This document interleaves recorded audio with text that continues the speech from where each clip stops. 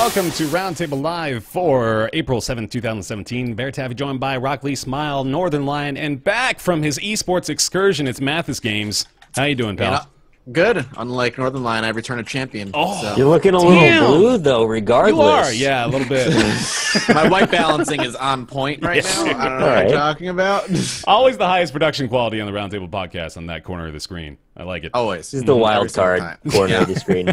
I keep moving them around, too, just to fuck with people, just to see whether or not they they're gonna... hate it. Yeah, I know. I always notice people freaking out. I'm sorry, you got to change it up. Just like I stopped changing the layout and like the overlay and stuff at about episode 50 or something like that. So now I just got to change people's positions just to keep it fresh. You know how it is. Just get a randomized button. My Logitech options are like all fucked up. Like I can't like every once in a while I have to take that software and have to uninstall it and reinstall it completely for it to work properly. You gotta use some of those big time MXM winnings. Get yourself a fancy camera, dude. That's what you need. I spent it all on MXM. Oh, that's fair. Right. Good deal. Had to turn that around, man. It looks like the sun did you good, man. Nah, like, thanks. I appreciate it. It was that California sun. Oh shit. You guys are like, man, you know, when I was like 16, 17, all I wanted to do was be an esports pro. I just wanted to play Halo, travel the world doing tournaments. Now you guys are just living my dream for me. I guess I get to experience it vicariously, though. It's the Is thrill this of as the good as kill, Bear man. wanted? Everybody got to get on that sentence. And I was in no way at all carried by Dyrus. No, of course not. At all. You played a good support role, right? That was you were critical to the team's success. That's what I like to tell myself. I watched you be a DJ when you were a gorilla for about maybe 20 to 30 minutes. Talking about Grimecraft? That's a great question. You're talking about the game. Oh yeah. So I was like, they were playing the song, and I do my little dance emote, and he'd do his little gorilla like DJ turntable Gorilla DJ. thing. Oh shit. What does that have to do with the game, though? It's just a skin for one of the heroes. Oh, because I thought it was something else entirely. No. Like he got into some other game and he was just like fucking around. Yeah, little known spiritual successor to DJ, a hero, is going to be NCSoft's Gorilla's Gorilla Hero. You've already inspired that YouTube video. MXM played with DJ Hero controller. I've got to see that happen. It's got to happen. Yeah. Well, for the show today, we've got some stuff to talk about. Microsoft has confirmed and finalized its Xbox Project Scorpio specs. We've, I believe... Nick pointed this out to me. I believe we've actually talked about the Scorpio specs before. It might have even been post E3 last year that they started to release some details. But these are like the final confirmed information. So we have definite things to talk about and also some speculation to make, of course, about the new cycle of consoles. We got a little bit of information from Atlus regarding their restrictions on streamers. Maybe, yeah, I mean, that's kind of the face I made, too. What are you gonna do? Some antiquated stances, to put it lightly, about how their software is being broadcast. We'll talk a little bit about that, along with Sega's weird stance on Puyo Puyo Tetris as well. TB, Totalbiscuit, and Jim Sterling have gone to visit with Steam to talk about some not some issues, but some changes, some information about the Steam storefront that they have gone into detail about. There was no NDA on it at all, so they've given us all the details, all the goodies. We'll talk about that here today. Gearbox is trying to work with G2A, and now are not, having realized what sort of decision that was very quickly, thanks to the internet, and Totalbiscuit as well comes up in that story too. But have issued an ultimatum, and G2A has not complied. We'll go into details there as well. YouTube TV. Because if you didn't have enough ways to waste time with us lot in your life, well, boy, howdy, we've got another option for you. We'll be talking a little bit about Rainworld today as well, Slime Song on the docket, and Yooka-Laylee, as well as PaRappa the Rapper Remastered. Just a gem in the rough there, too. But to start off with, as mentioned, it's Project Scorpio. We've got the deets, yo, and we've got, get this, 6 teraflops of power. 6 pure teraflops power! I actually hate this news story. As the most pro corporation amongst us, I still hate it. Because I'm looking at this like xbox.com/en-us/project-scorpio page. Okay. And it's like a splash screen of like all the reasons you should care about Project Scorpio, and it's like, check it out.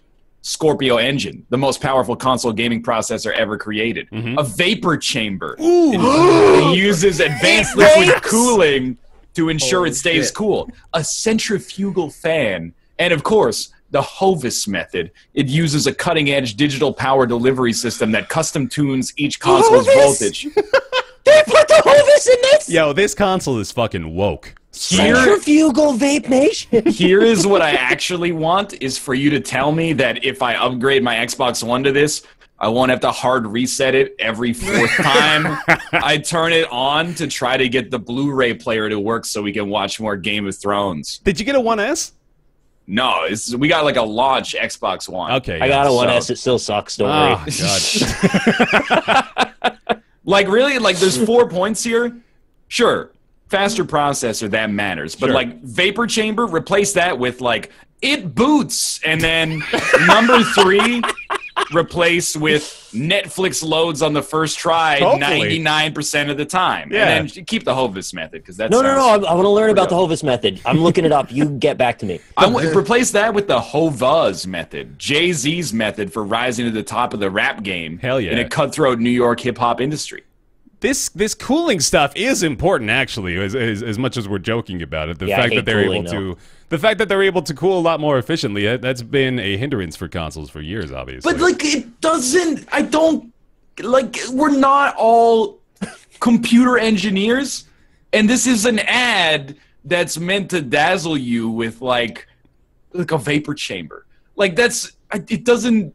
I just wanted to say like, here's what it actually does, like, not like 6 Are you telling me teraflops. you're not impressed by the HOVIS method? Come on. You don't know what the fuck that is, but you know it's good. They just have like really cool names for technological upgrades, which is fine, but like.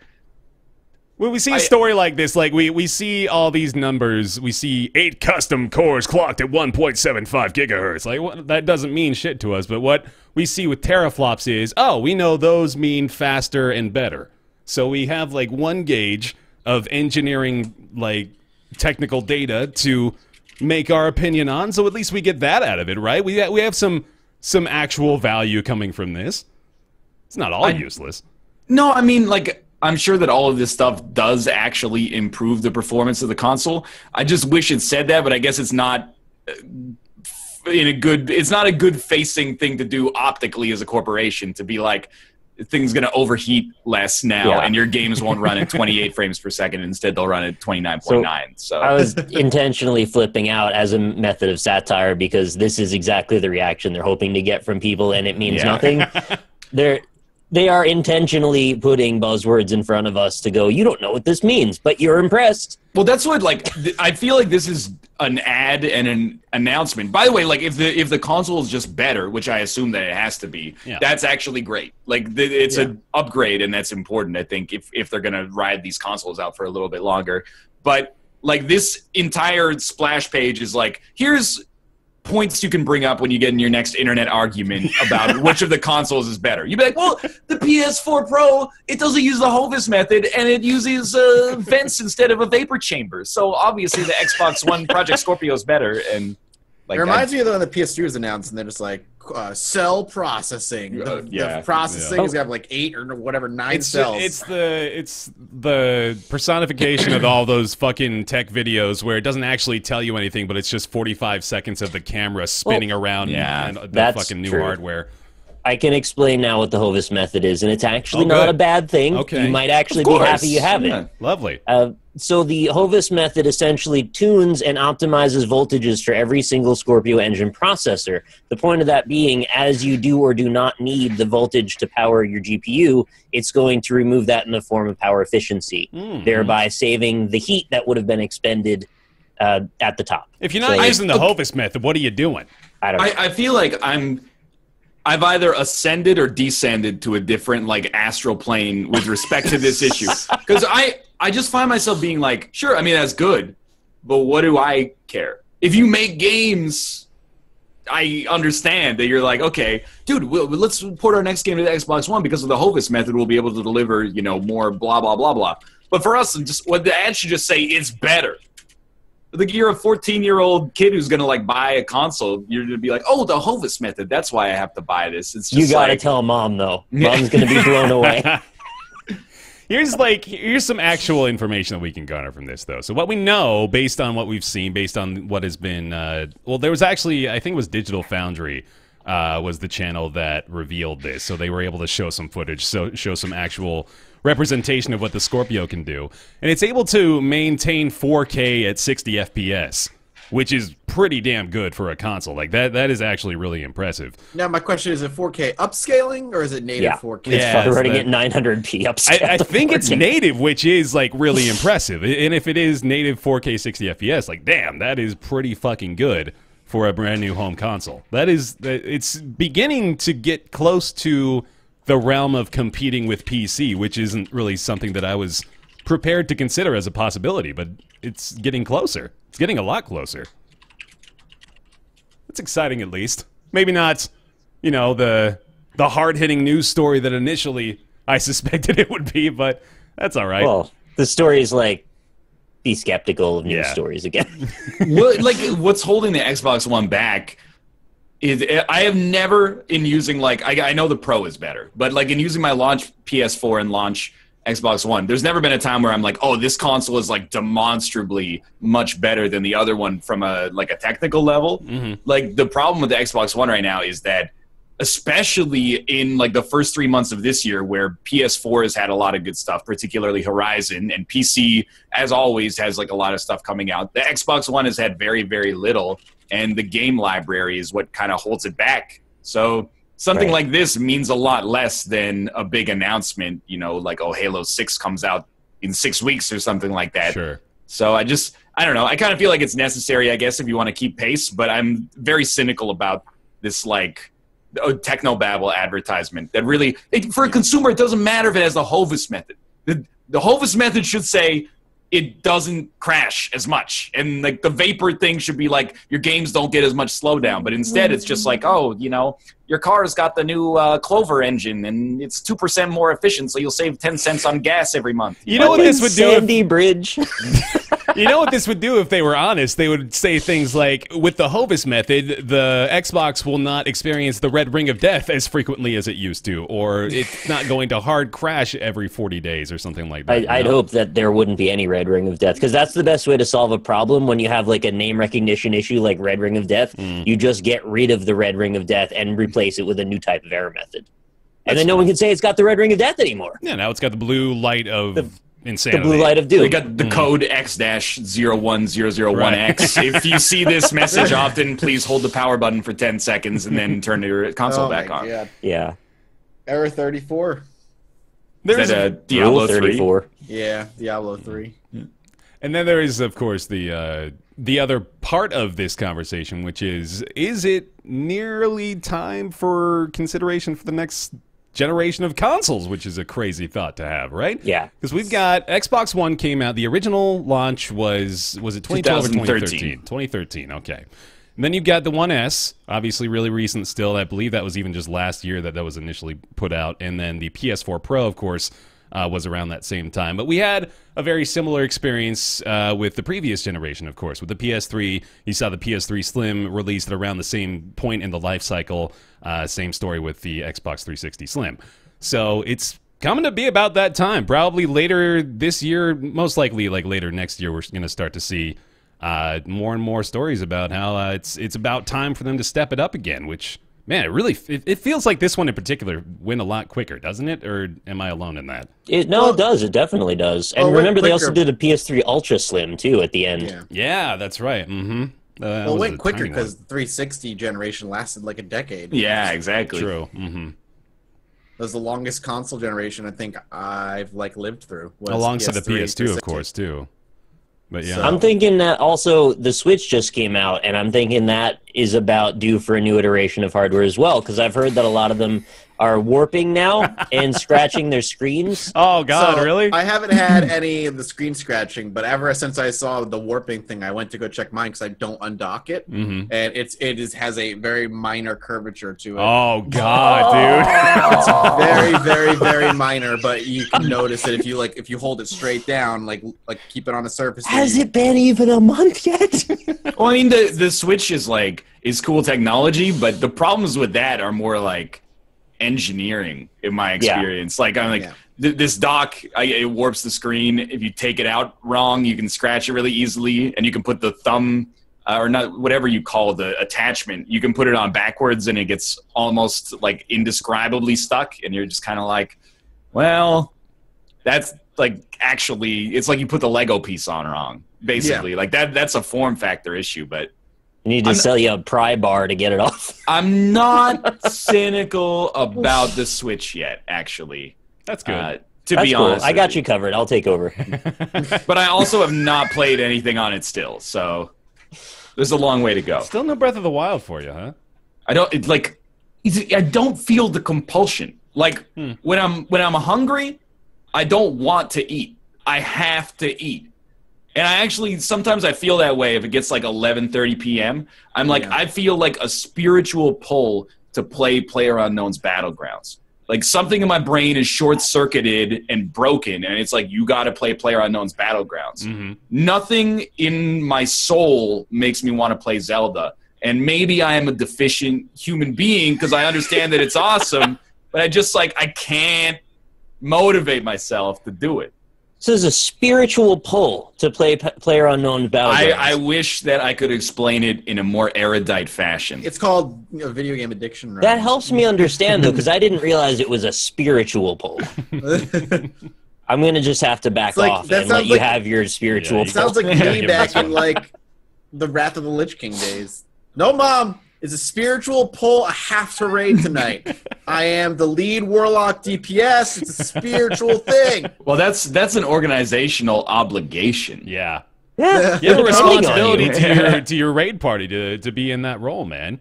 That's true. I should It's going on your resume someday. Yeah.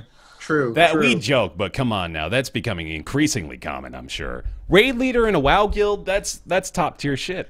For real. If that got anybody a job, I'll fucking piss in my mouth. I mean, what does get people a job in this economy? Am I right? If that got anybody a job, I'll piss in my mouth and drink it. You gotta escalate up to that point, dude. You can't just jump straight to that defense. I'm not gonna piss in my mouth and then spit it out in the sink. I'm gonna piss in my mouth and drink it. I just wanted to, make sure I got that out there. I guarantee chat is already filled with folks providing their anecdotal experience of acquiring careers. I also I never felt the pull to play A Link Between Worlds, and then I played it, and I was like, this is really good. I played it for 8 hours, and then I put it down, and the pull never came back. It's it's a masterpiece, but I was just like, I don't really want to play it again. Is that just a getting older thing? I don't know if it's... I'm not, naive enough to think that it's, just me. But I don't even think it's getting older. It's not like, I'd rather do my taxes than play Zelda. I'm just I know if I pick it up, I basically just spent, 50 hours. Right. And I'm like, that's a big cost. How much you put into Monster Hunter? Probably, maybe 50 to 60 hours. Total? You guys remember that South Park episode where Stan woke up one morning and then everything started turning into shit? Yep. Everywhere he looked, everything just was shit. And he couldn't hear the music anymore. It was just people farting. Right. I don't think that was that far off in some ways. We just become increasingly bored by things that become common. So it takes something that's outstanding to catch your attention sometimes. Mm-hmm. Henceforth, why I was completely addicted to Hollow Knight. That was an outstanding game. Yeah. No, you're not wrong. I think I'm not gonna go ahead and echo that the world is shit and we're shit, but I will say that I agree with the sentiment that it does take that outstanding diamond in the rough to really give you that impulse to really want to keep playing. I think I had that with Titanfall 2. Actually, weirdly enough, when I was playing that campaign, that had that impulse that kept me coming back. Weirdly enough, like I wanted to finish it. Which Titanfall 2 also had the because I beat Titanfall 2 as well, and I enjoyed it. And that also had the luxury of me knowing that it was a first-person shooter and it was going to last 5 hours. Mm-hmm. And I was like, I knew the game was going to be short, so I was like, yeah, I can invest time in beating Titanfall 2. Because it's not going to be 60 hours of my life. I can't remember like the last one of those big 60-hour RPG campaigns I actually finished, man, honestly. Like even with Zelda, Zelda had me for a few days. Not even Witcher. I was going to say, The Witcher is the one that I'm almost there. Yeah. How long have almost you been there going as in now? like you almost agree or you're almost at that point? I know like I've almost completed The Witcher 3. Man. You're going to finish it the day before you start Undertale, which was, what, 2156? I'm actually curious because I know you're playing it for stream. Are you just going to stick with the main story? You're going to tackle the expansions like another time? Or? If it had been like if I did this sort of stream schedule where I did like 6 hours a day for 5 days a week or something, I would probably do the DLC. But because like 3 hours a week is taking so long, I hear the DLC is amazing, but I don't think I can justify doing it like right now and having like the first like 6 months being. I was gonna say because if you end up doing the expansions, like the second one, Blood and Wine, is as long as the main game. It's like another 100 hours. What? It just blows my mind. Which is why that's why it won awards last year and stuff because the expansion is as long as the main game. Yeah, 100-hour DLC. Well, the first DLC is like 30. And then Blood and Wine is like if you do everything in Blood and Wine. See, this is the world we live in, man. This I don't is want like... Witcher 3 to be my lifestyle. That's not cool. Actually, I'm curious. How do you like Witcher 3, Ryan? Dude, I really, really like The Witcher 3. I think it's an excellent game. The writing is mostly like extremely good. Yeah. And even still, like every Sunday, I'm looking forward to playing The Witcher 3. I am kind of at the point now where I'm ready for it to end. Switch it up. Yeah, I'm ready to play something else, but I've enjoyed it a lot. I did probably maybe 1/10 of my time playing the game has been in Gwent. So like I possibly could be done if I had just not played any Gwent, but I'm glad you could open people's eyes to this hidden indie gem. Whoa, jeez, the shots fired. Barry took my line. Sorry, man. I'm sorry. Maybe I should play something a little bit more, indie, like fucking Halo. Oh, Rocket League. Oh, Rocket League is indie as fuck. Yeah, Rocket League is crazy indie. It's 4 million concurrent players. It's only 200,000. All right.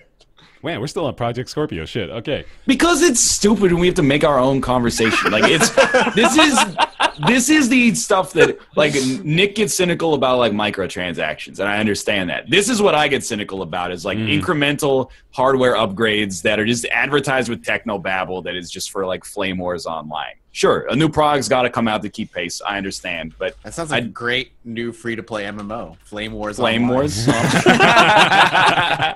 That is good. Sweet. It's just like it's a stupid story. I hate that. Like, I'm glad we don't work at like Games Radar or something. Not to like, someone had to be the outlet there. I'm not insulting them, but like where like this week you're my reporter on Project Scorpio because I would just like. I'd have to call in sick or something. I would put HOVIS across the top. Right.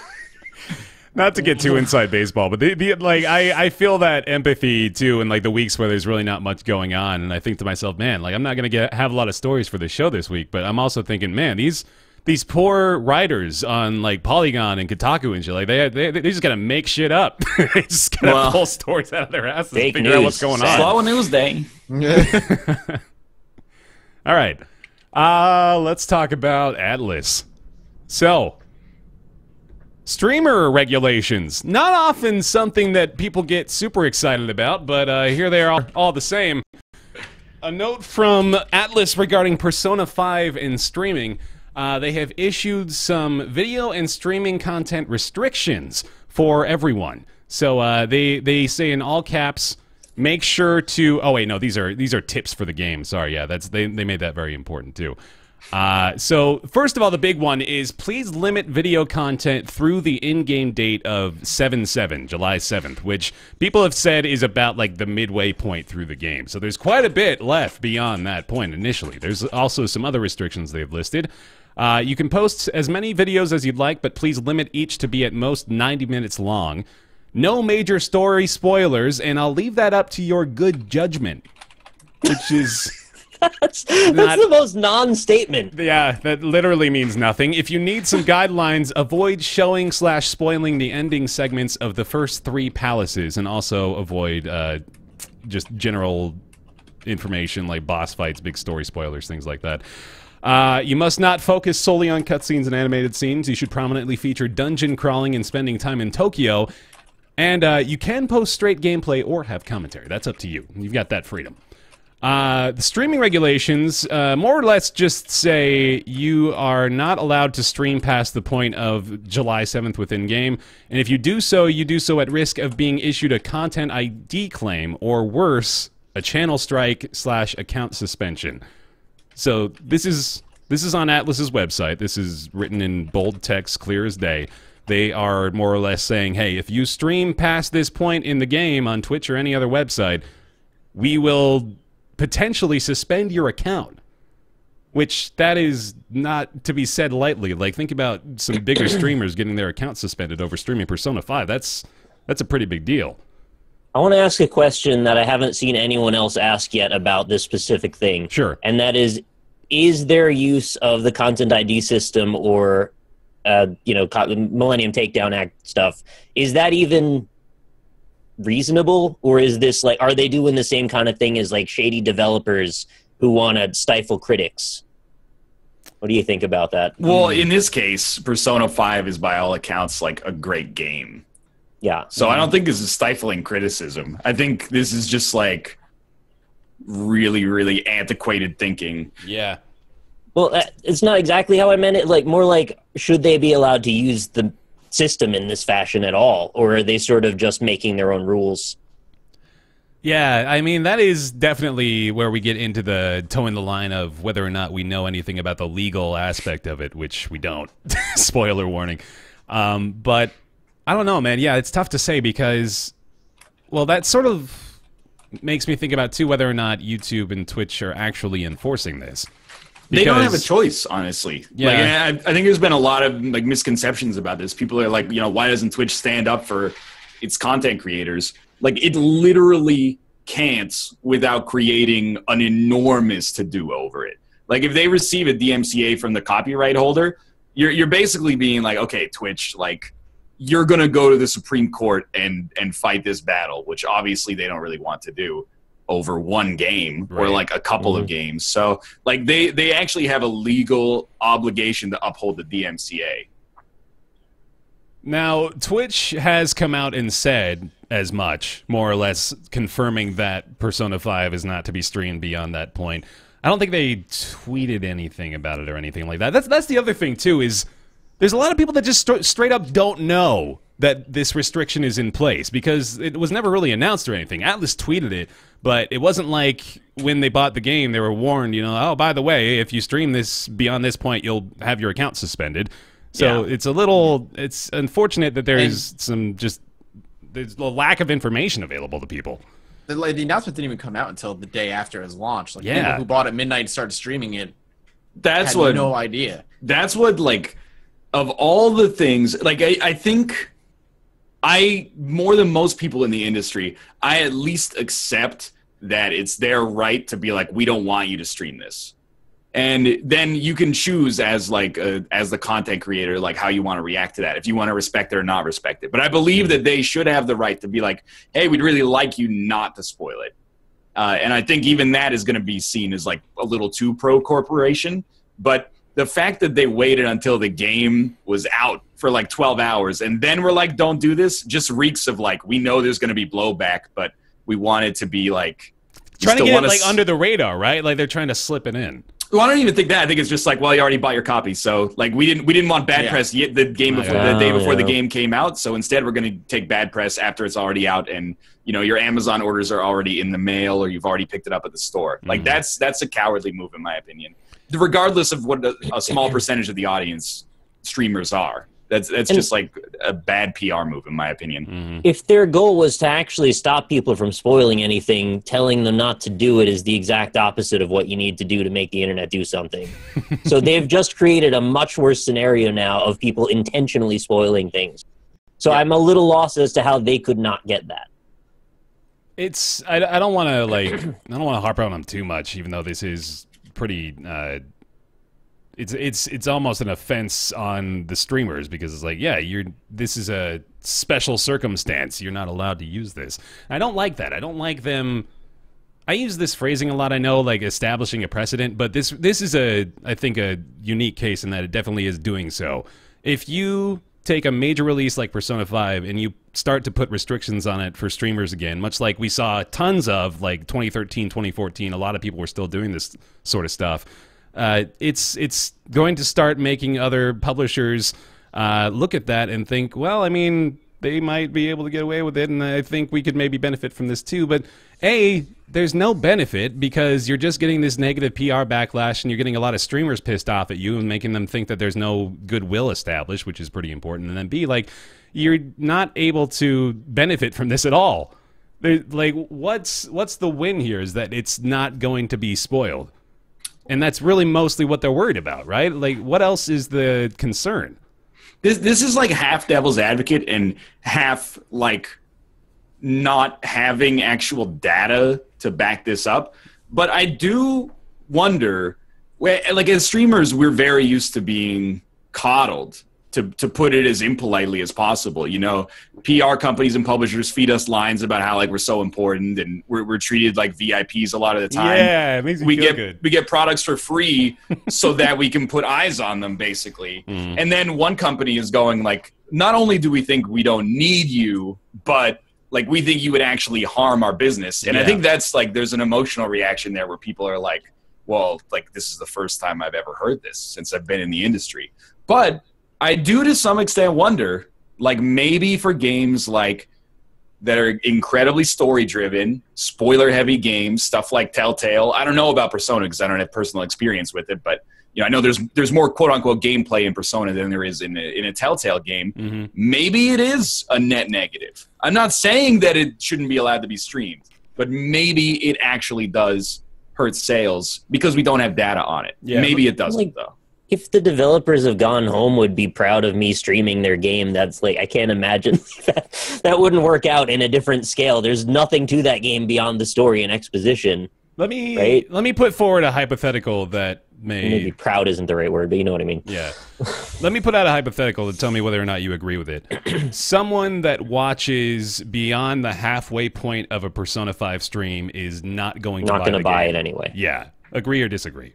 Agree. I would agree. Yeah. So I think that's sort of like what we have to look at is they're not losing sales. They're preventing enjoyment, which, I mean, it's sort of weird to say that too because the people that are watching the game streamed, I mean, they're getting a free service, so it's sort of a gray area there too as far as like what they're actually preventing people from being able to experience. But I don't know. I mean, it's really tough to see a positive spin on this at the same time. There's just not a lot that you can take away that makes them look good. What I will say is, like, again, despite me saying, like, I think Atlus has at least the right to be like, please don't do this.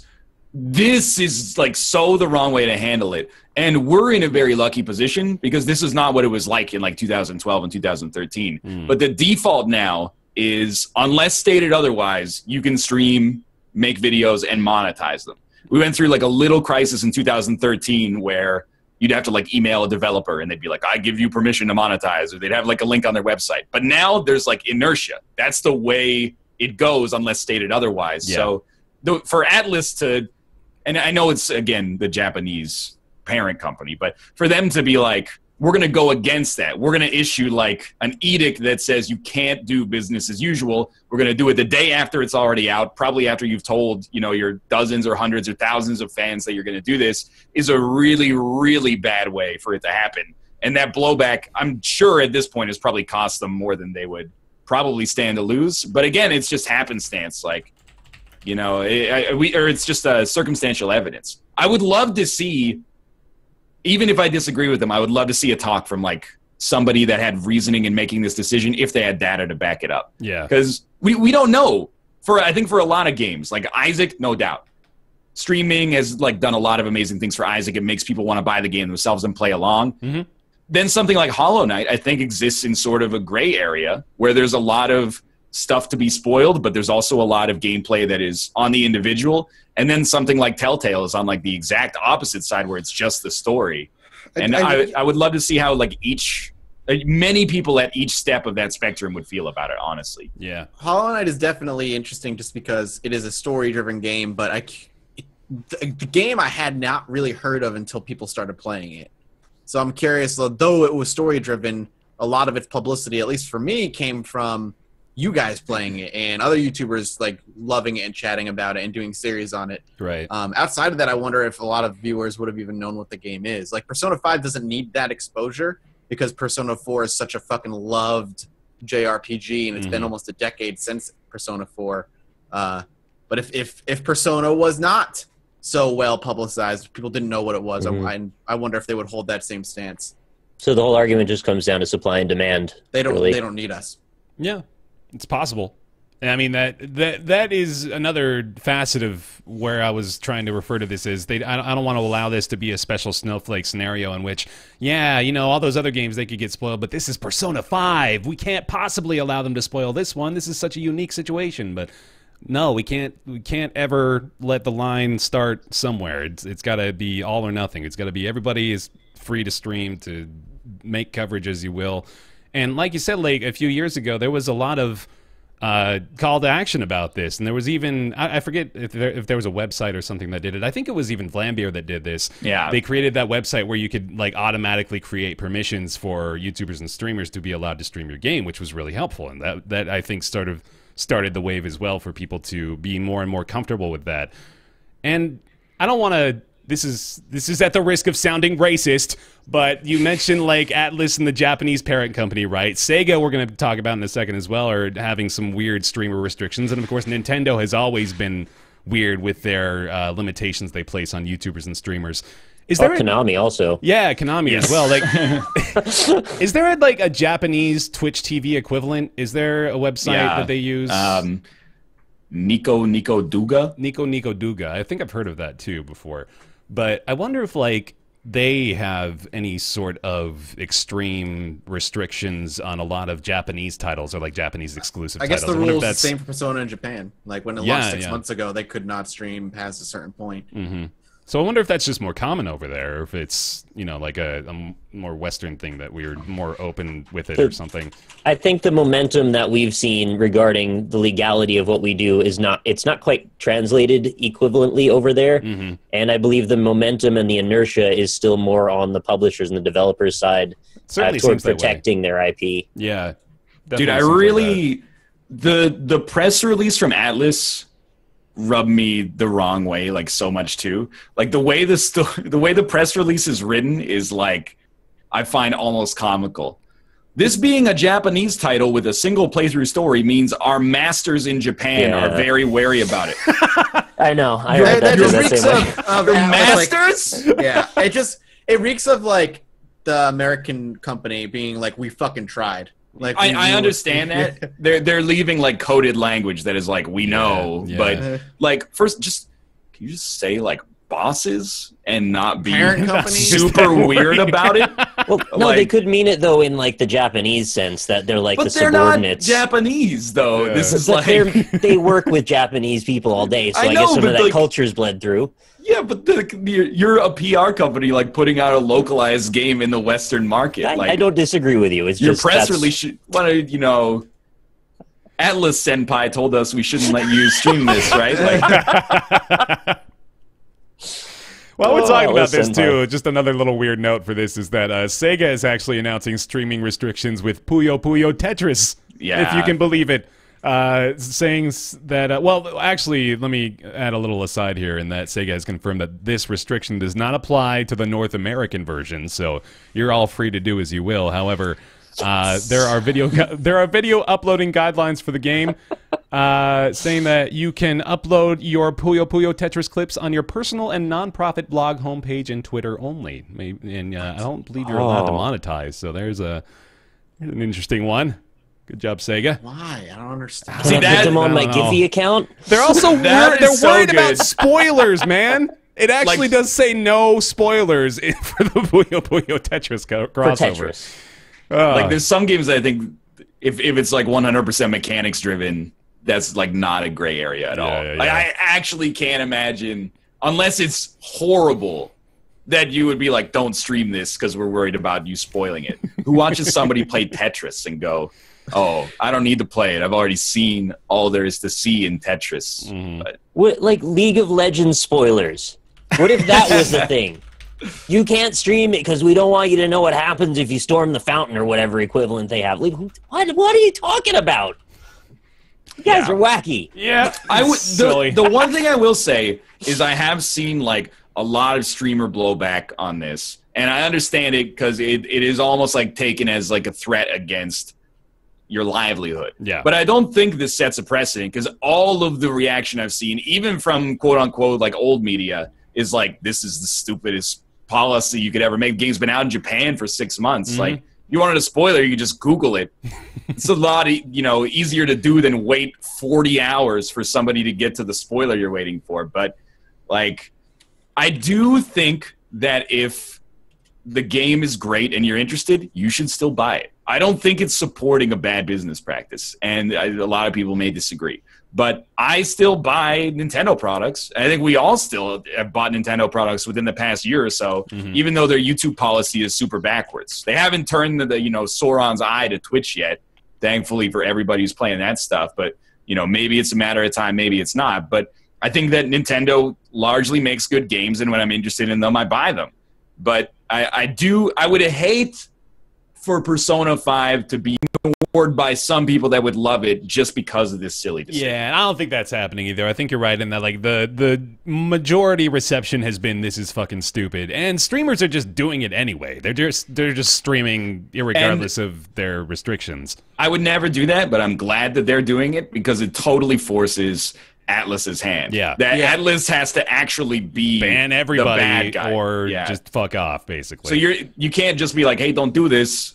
Now you actually have to be like, are we going to fuck up that man or woman's career over this? And then like that, you thought the blowback was bad before, like it's going to be worse now. Yeah, you give JP an account suspension over streaming over half of Persona 5, you're going to get a fucking nightmare, that's for damn People sure. are going to be very, very unhappy, I think. I'd want to mention, since it's sort of along the same lines, I have actually gotten in press requests for codes and stuff from Arc System Works. They've asked me don't stream the story mode to certain fighting games. And that personally doesn't bother me at all because I mostly don't care at all about the story mode in fighting games. I'm there to play the fighting game. You're right. But that did strike me as a little odd. Like, do you care that much about spoiling the story mode in that? Because again, it's another Japanese developer. So, I don't know, there seems to be that thread running through the whole deal. That's the one constant I can see is that it seems to be just a lot of, again, at the risk, it's just a lot of Japanese companies are doing this sort of stuff. Well, we had that for Dark Souls 3 as well. When they gave us like it was a year ago, so it's ancient history. But like, if you got a promo copy for Dark Souls 3 from Bandai Namco, they were like, "Don't stream past the what's the Abyss Watchers fight? Don't stream past the Abyss Watchers." Right. But if you just went to the Japanese, or you changed your PS4 to be in Japan, you could just buy it and then stream like all the way through the game, and then Bandai Namco was like, well, we don't know what we're doing to some extent with this. So was that them that was also like, don't tell anyone that you have the game? Or was that something else? I get that periodically. The bigger a company is, and I find this is maybe regardless of like their region. When I get like a huge AAA game, they're like, go offline on Steam when you play it. Because we don't want anybody to know that copies are out there. I've even had to install a piece of software to run an early copy of a game. Damn, You're talking about Portcullis. Yeah, that's the one. Good old TK? Yeah. I was the only one left out on that one? Come on, man. You can't all have the same joke. Protect their early copies of games. Yeah. Whatever. All right, well, there we go. Of course, the other option you have as a streamer is just to not stream games that have these sorts of restrictions, and then they see the side effect there too, don't they? What are you going to do, though? All right, let's go to TB and JS visit Valve, because that's the only way I can get it to fit in the topic box. Nice kid story. Yeah. Totalbiscuit and Jim Sterling have gone and had a visit at Valve HQ, and they've brought back quite a bit of information about the Steam storefront and changes upcoming in the future. There is an hour-long video over on Totalbiscuit's channel. I actually listened to the whole thing. It's quite good. It actually gives quite a few details, summarizes a lot of what was going on over there, and none of it is under NDA, so he's able to divulge into the entirety of it, so I recommend giving that a listen. But here's the bullet points, more or less, the breakdown of the big things that they've discussed here. First of all, Steam is really looking to improve the store recommendations front. They have a goal to make the storefront only show games that you're interested in. And that is very specific language. They don't want any games at all to leak through to your storefront or like your discovery queue that you have zero interest in. They're looking to really hardcore optimize that to make it a lot more effective. They're also looking to more or less replace Greenlight, I guess. Apparently, according to TB, they recognize that as a failure more or less out of the gate, I guess. So yeah, they're looking to make some improvements there. Again, in a similar vein, trying to make sure that you are only seeing games in the Steam Direct that you are interested in, that you would actually want to get. They're going to add an Explorers system, Steam Explorers, which is similar to Curation. I guess it's a new system that they're going to be trying out, which is meant to incentivize folks to try out games that had low sales, or try out games that were more or less hidden gems that maybe would do well to have a little bit more attention on them. So that's kind of a cool system as well. They're looking to improve Steam curation quite a bit. They also recognize that the curators' pages have more or less been forgotten. A lot of you may not even know what I'm talking about and have heard the announcement from last year. But yeah, they're still there. They're still hanging out. They're just not really serving any function or purpose right now, and they're trying to fix that, ideally. They're also looking to improve Steam support, and they're trying to make what they call, quote-unquote, fake games, which are more or less those, like the Steam asset flips and blatant copyright infringement that you can sometimes see on the Steam storefront. They're looking to cut those out, or kind of cut off their profitability and make them unviable on the Steam storefront. So those are more or less the big talking points. Oh, and then one final one as well. Steam is looking to build in its own key mailer, which is kind of a behind-the-scenes thing, but is really potentially good news for us. The way it works right now, for the most part, is when you're a developer or a publisher, Steam will give you an allotment of codes for your game to give out to people, whether it be like fans or press or YouTubers or those sorts of folks, and they'll just email them out. But Steam recognizes that it would be a lot more effective, and it would help a lot of people to build a system within Steam itself to allow them to distribute codes like that. So hopefully they're going to do something like that too. For those that don't know what Keymailer is, by the way, because that's not everybody might, there's actually a site called Keymailer that you can sign into as a press personality or critic or whatever your chosen title might be, and essentially go through a massive influencer, content creator, whatever, and go through a massive catalog of games that are yet to come out or have already come out, and request codes.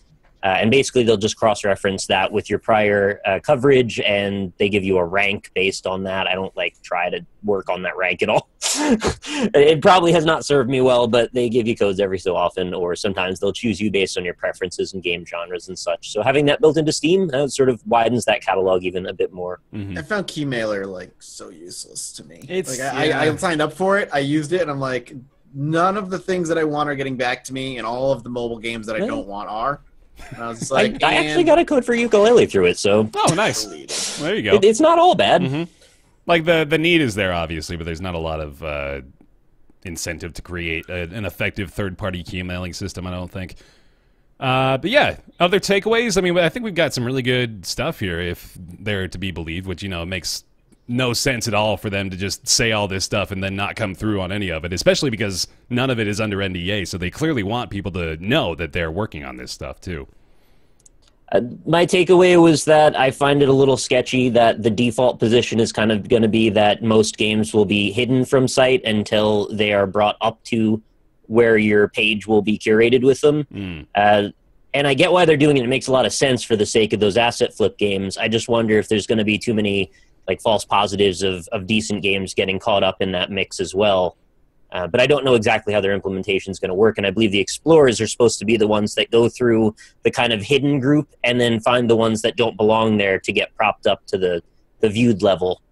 If that was my takeaway anyway. Did you get that as well? Yeah, definitely. Like I am the most optimistic, even though I certainly have my reservations about the Explorer system. I think that could be a really effective way. Like, open up the gate a little bit to allow more people to curate on Steam. You know, like they've got the actual official curation system, which they're sort of disregarding and hopefully improving now.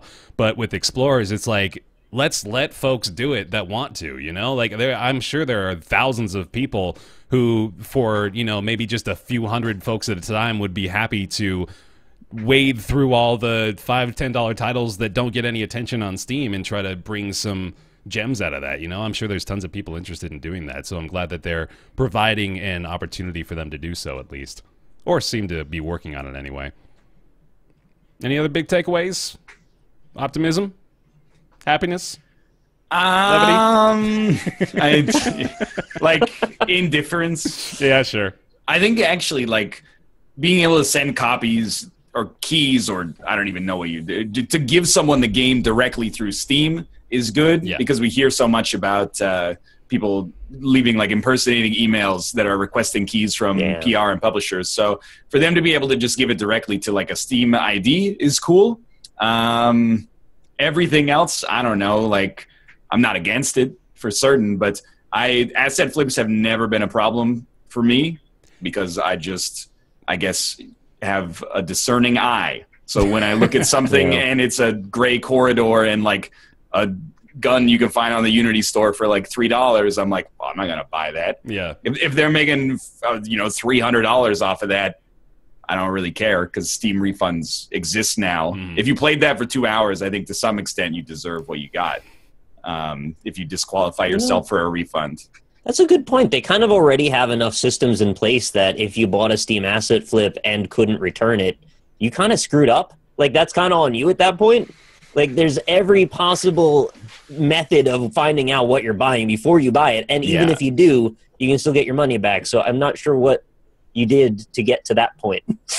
Like, I don't think it's bad for the industry. I know a lot of people do, but I don't think it's necessarily bad for the industry, because I mean, are these games taking people for a ride? Are there a lot of these games that are selling, 1,000 copies? I don't think so. Good games are having problems selling ridiculous amount of copies on Steam. So for games that nobody would ever know about, except for the fact that they get spotlighted for being so bad, I have to think, like, where's that coming from? People are like, what about children? Okay, but like, how's this like 9-year-old getting the credit card or like a gift card to purchase something on Steam without supervision? Like, illicitly. It's something to do with it's trading cards. Yeah, so what happens is people basically create games only to mess with the economy of the trading cards. They don't actually mean to create a game so much as they mean to create an in to have cards that then have an artificial rarity that they can then sell for money, and they can essentially make infinite of, so they can generate money through that. Okay. All right. Well, that is like... It's like second level crazy that you wouldn't even think of.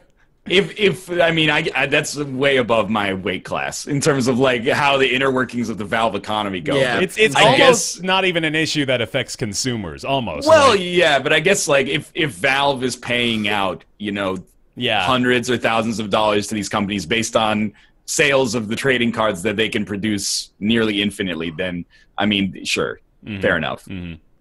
And somebody asked, what is an asset flip? Essentially, if you buy, there's prefab poly models and meshes and stuff from the Unity asset store. You buy those, you import them into your game, into an engine that is mostly already assembled, and you basically don't create a game so much as you patch together a bunch of pre-made things and sell it. That's kind of an asset flip. It's not really so much a game as it is just turning over somebody else's stuff for money. Yeah, of course, a lot of these people aren't actually buying the assets either. They're just ripping them from online or finding them elsewhere. True, that's another element. And then, like, apart from that, Steam Explorers is a good idea in the sense that, sure, if a game that is great got passed up, then it's good that it has a chance to rise again. But I disagree with the central premise that a lot of games are being looked over on Steam. I think it's really like if you make an indie game that has online multiplayer, it has to be amazing. Like it's a great business decision for us because we'll play it on the show if it's good. But if you're looking to have like a robust online community, I think there's just not enough people to go around.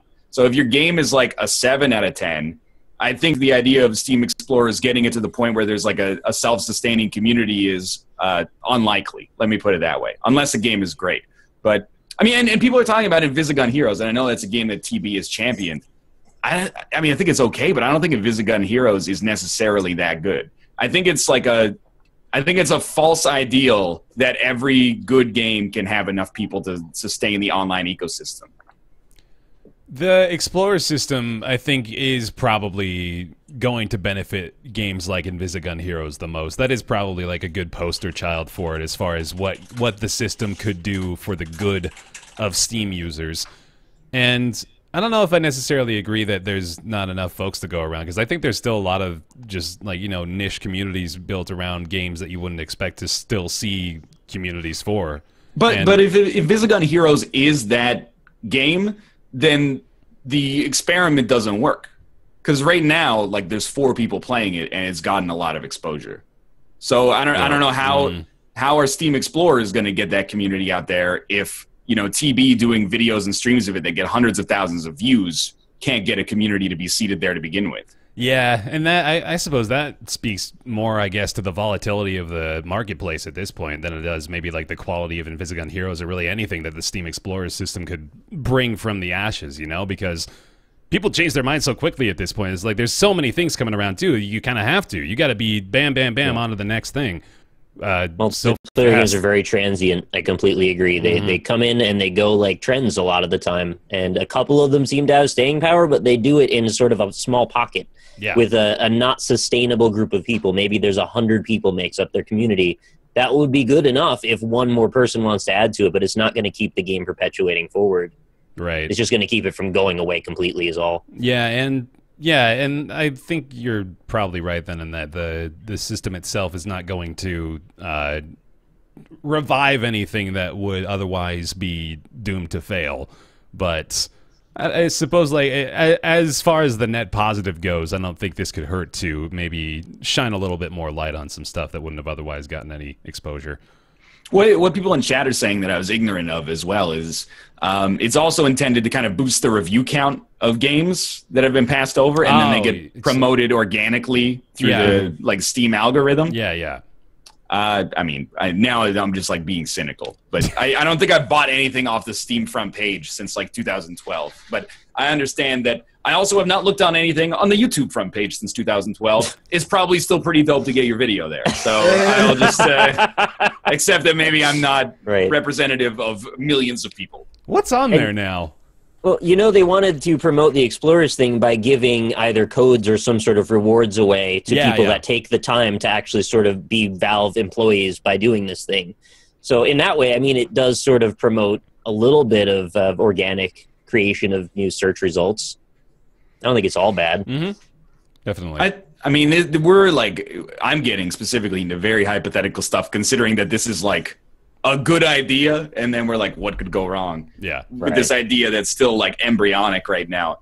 But I kind of think if your mindset is we're going to like unearth some hidden gems, you're going to be more likely to be very nice, perhaps disproportionately so, to the games that you come across. Yeah, that's probably true. Which might be fine. I'll find the hidden gems for you. You don't have to go to Steam. Just ask me. I've heard of a series on YouTube that might help people out with something like that, yeah? No, definitely not. All right. Is it called most of the games I play on Indie Impressions aren't gems, honestly. They're all over the place. Yeah, let's go to Gearbox. Shall we? Gearbox and G2A. Gearbox, beloved developers of Borderlands and others, including Bulletstorm, full clip edition, which was exclusively on sale at G2A. I didn't know it was exclusive. Well, that particular edition was exclusive to G2A. That's the business here. However, that partnership is kind of coming under fire over the last week or so, as Gearbox apparently was unaware of the notorious history of online seller G2A. And if you're not aware yourself, let me just give you the synopsis. Well, I'm not going to be able to give a very good synopsis. Is anyone more familiar with the G2A stuff? Because to be honest, I've not looked at the actual specific details of where they've committed this sort of it's not fraud, but they're providing more or less a storefront for illicit keys. That is kind of the synopsis of G2A that I am most familiar with. Does that sound right? Curated legal gray area, something like They're that. a gray market. They sell inventory, but they don't really care about where the inventory came from. They don't ask questions. Right. Yeah. Basically. So they themselves like Nick said, they're operating in this very strange legal gray area. But there are things that could very clearly benefit the consumer that Gearbox themselves have made a point to ask G2A to be more open about. In fact, this was an ultimatum that they issued. Gearbox was going to be working with G2A to promote the release of Bulletstorm, the full clip edition, along with just Bulletstorm's PC release in general. However, upon receiving criticism for their decision to partner with G2A from Totalbiscuit, they contacted him and tried to figure out ways that they could change things to make the GTA partnership more amenable. So here's the ultimatum that they issued to G2A, more or less summarized. So first one was within 30 days, G2A Shield, which is their customer fraud protection that they charge, I believe it's like €1 a month for right now, will be made free instead of being a separate paid subscription service with terms offered by other major marketplaces. All customers who spend money deserve fraud protection from a storefront, which is pretty agreeable. They say within 90 days, G2A will open up a web service or API to certified developers and publishers to search for and flag for immediate removal keys that are fraudulent. Makes a lot of sense. Within 60 days, they'll implement throttling for non-certified developers and publishers at the title, user ID, and account payable levels for a fraud flagging process. Certainly agreeable too. Also, within 30 days, G2A restructures its payment system so that customers who wish to buy and sell legitimate keys are given a clear, simple fee structure that is easy to understand and contains no hidden or obfuscated charges. So these all sound pretty pro-consumer. These all sound like good deals. Sounds like stuff that G2A should probably be on board with as a legitimate key seller online. Nope. G2A does not want to do it. They have not come through on the ultimatum. They have more or less forced Gearbox to rescind their initial partnership offering. They're in the process of it right now, although they have not completely severed ties with G2A at this point. But this is just... It's the weirdest issue because you hear the ultimatum and you're like, that's good. Yeah. I would like if G2A did that. Exactly. Yeah. But it rings super hollow for a couple of reasons. One is like, I mean, you signed the contract to work with them. And then after you signed it, you're like, all right, we're not going to work with you unless you do this. That's what you do when you are negotiating the contract. Yeah. You don't sign the contract and then be like, we're going to rescind this unless this happens. Like, it's a backwards way to deal with things. There's two possibilities then, which was A, Gearbox didn't research G2A very well before working with them, or B, Gearbox was aware of G2A's history and decided to work with them anyway. And but that's like some 5D chess shit that I don't buy for like a second. It's like if you ever make a mistake and then try to like backpedal or turn it into a positive thing, you're some kind of mad genius. This strikes me as like falling down the stairs and then being like, oh, like we're getting some bad PR because we're working with G2A, and then they're like, well, we're gonna engineer ourselves out of this situation and make us look like the good guys. Yeah. But then the second thing is like also you have no leverage with Bulletstorm. Not to be rude to Bulletstorm, a game that I had an okay time playing the demo with at release.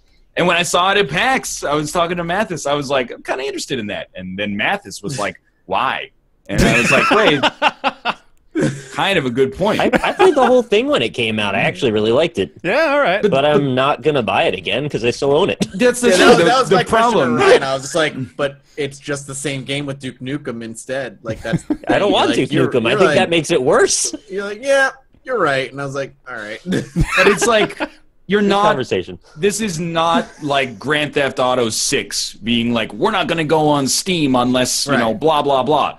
This is you being like, it's like PaRappa the Rapper Remastered, being like, we're not going to go on the Sony store unless, you know, blah, blah happens. So, like, it's just a really weird situation where you're like, I'm with you. I'm glad that somebody's putting pressure on G2A. I think it would mean more if it was a bigger title, and it would also mean more if you hadn't sort of signed on to them to begin with. But if you hadn't done that, maybe we wouldn't have any story at all, and maybe the end goal of the 4D chess checkmate here is raising more awareness of G2A's shadiness, in which case, that's fair. But you kind of got like two companies with dubious reputations duking it out right now in a way that is very strange. Duking it out. Nice. Good stuff. So clever. 5D. Yeah, I do kind of fail to see a situation in which it's the latter of those two situations as well, and that Gearbox must not really have done their homework on this one and are kind of just scrambling to make good on the situation at this point. And it is just sort of like it while it may not have been the most impactful company to be able to do this, or the biggest way to paint G2A in a bad light, this is, I think, it's good at least that we got some confirmation out of it that G2A is not actually looking to make their service more consumer friendly. They do not seem to have any inclination whatsoever to really follow through with this. They like the official press speak for it is they are in talks, and they'll be talking with them throughout the weekend to try to come to terms on what a potential agreement could look like. And, you know, honestly, like, it might end up that under the radar next week they just sort of work out a deal anyway, and things just sort of happen and we stop caring. I kind of expect that might happen, but at least we now have pretty solid evidence that G2A is just looking to keep doing things the way they are. They don't really want to clean up their act all that much. And why wouldn't they, honestly? Like, do they not make money from it being the gray area that it is? Isn't that the point? Yeah, they do, exactly. Yeah, and like they make a shitload on the G2A shield charges. It's €1 a month, but you think about that over the course of hundreds of thousands of accounts that are registered with it, possibly. And then, of course, there was the third section of the ultimatum as well, which was to implement throttling, or sorry, no, the fourth section, which was to restructure its payment system, so they are given a clear, simple fee structure that is free of hidden or obfuscated charges, which has been another gripe that folks have had with G2A, those weird, like, little 12-cent fees attached to things, you know, like they just sneak that shit in there. So, yeah, it's just, it's a weird silver lining to draw from this story, absolutely, but suffice to say, we know G2A ain't changing shit. Well, if you want to, like, create change within G2A or, like, render them irrelevant, I hate to sell out, like, our own kind, but you know who's easy to lean on is streamers and YouTubers that still support G2A by having sponsorships. Everybody knows G2A is very, like, non-dev focused and is harmful to the ecosystem on that level. But the reason that people are still with them is because they pay like crazy. Yeah. So the fact that, you know, basically you get everything has its price. You're like, there's going to be some blowback here, but it's worth it because they're paying me, you know, $5,000 or $30,000 or $100,000 a month. So if you really want G2A to stop, this is okay. It's like it's a measure that gets some awareness of their backwards practices, but you can also, like, lean on streamers a little bit and be like, hey, stop supporting this shitty company. I really like the idea that this was a complete engineered idea from Gearbox to expose G2A. Oh, yeah, dude. That's great. Let's live in that reality. That's a happy place. Step by step, 12-step plan. Definitely. To gape them open. Fucking exposed, man. Got them. They're on Content Cop. All right. Let's go to YouTube TV. Finally, live TV made for you. It's YouTube TV. $35 a month, live TV streaming from ABC, CBS, Fox, NBC, and popular cable networks. You guys signing up? No, all right. Listen, all right. Cable. I know it's really easy to be super cynical about this, but I actually walk away from this with a more positive spin on it. Tell me about that. Because people are already don't fucking go to their more and more people are staying on their computers and they're watching their TV. They get their news from their computers. They don't watch the TV anymore. If they want to watch TV shows, they're on Netflix or their HBO Go or whatever. This is just the next logical step in stepping away from your cable box and consuming all of your entertainment through your PC. Mm-hmm. And I'm not saying this is going to be an explosive thing that's going to be huge and popular, but it just makes sense. Like, it's the next step. And I'm not going to sign up for it, but just because, you know, like, I don't really watch too many TV shows in general. But yeah, I think this is just I don't see the problem here. I guess. No, I was definitely being a little overly mean. I get that for sure. But I know there are people out there who be like, "What YouTube TV? Stupid." It's like it probably makes sense. Mm-hmm. How many people get their news from going to the YouTube channel for NBC or CNN or whatever and just watch their YouTube clips or whatever, or John Oliver's YouTube channel? Mm-hmm. You know. I get my news from Beyonce Vivo. Smart, honestly. Yeah. Unbiased. I mean, it's U.S. only, as all of these YouTube things are this for like one the is first year. It's like Philadelphia, San Francisco, New York. It is like 5 cities, I think, that are getting it yet, or at this point. But I want Red to just go to other countries because Red is. I thought you meant go away. No. Yeah, we just got it in Canada. Actually, YouTube recently. Red. Oh, that might explain some of the increased YouTube Red income. But no, YouTube Red is great for money. I want more YouTube Red out there. If I could get, I mean, it's a long way away now. If I could get like my local sports affiliate, I would pay.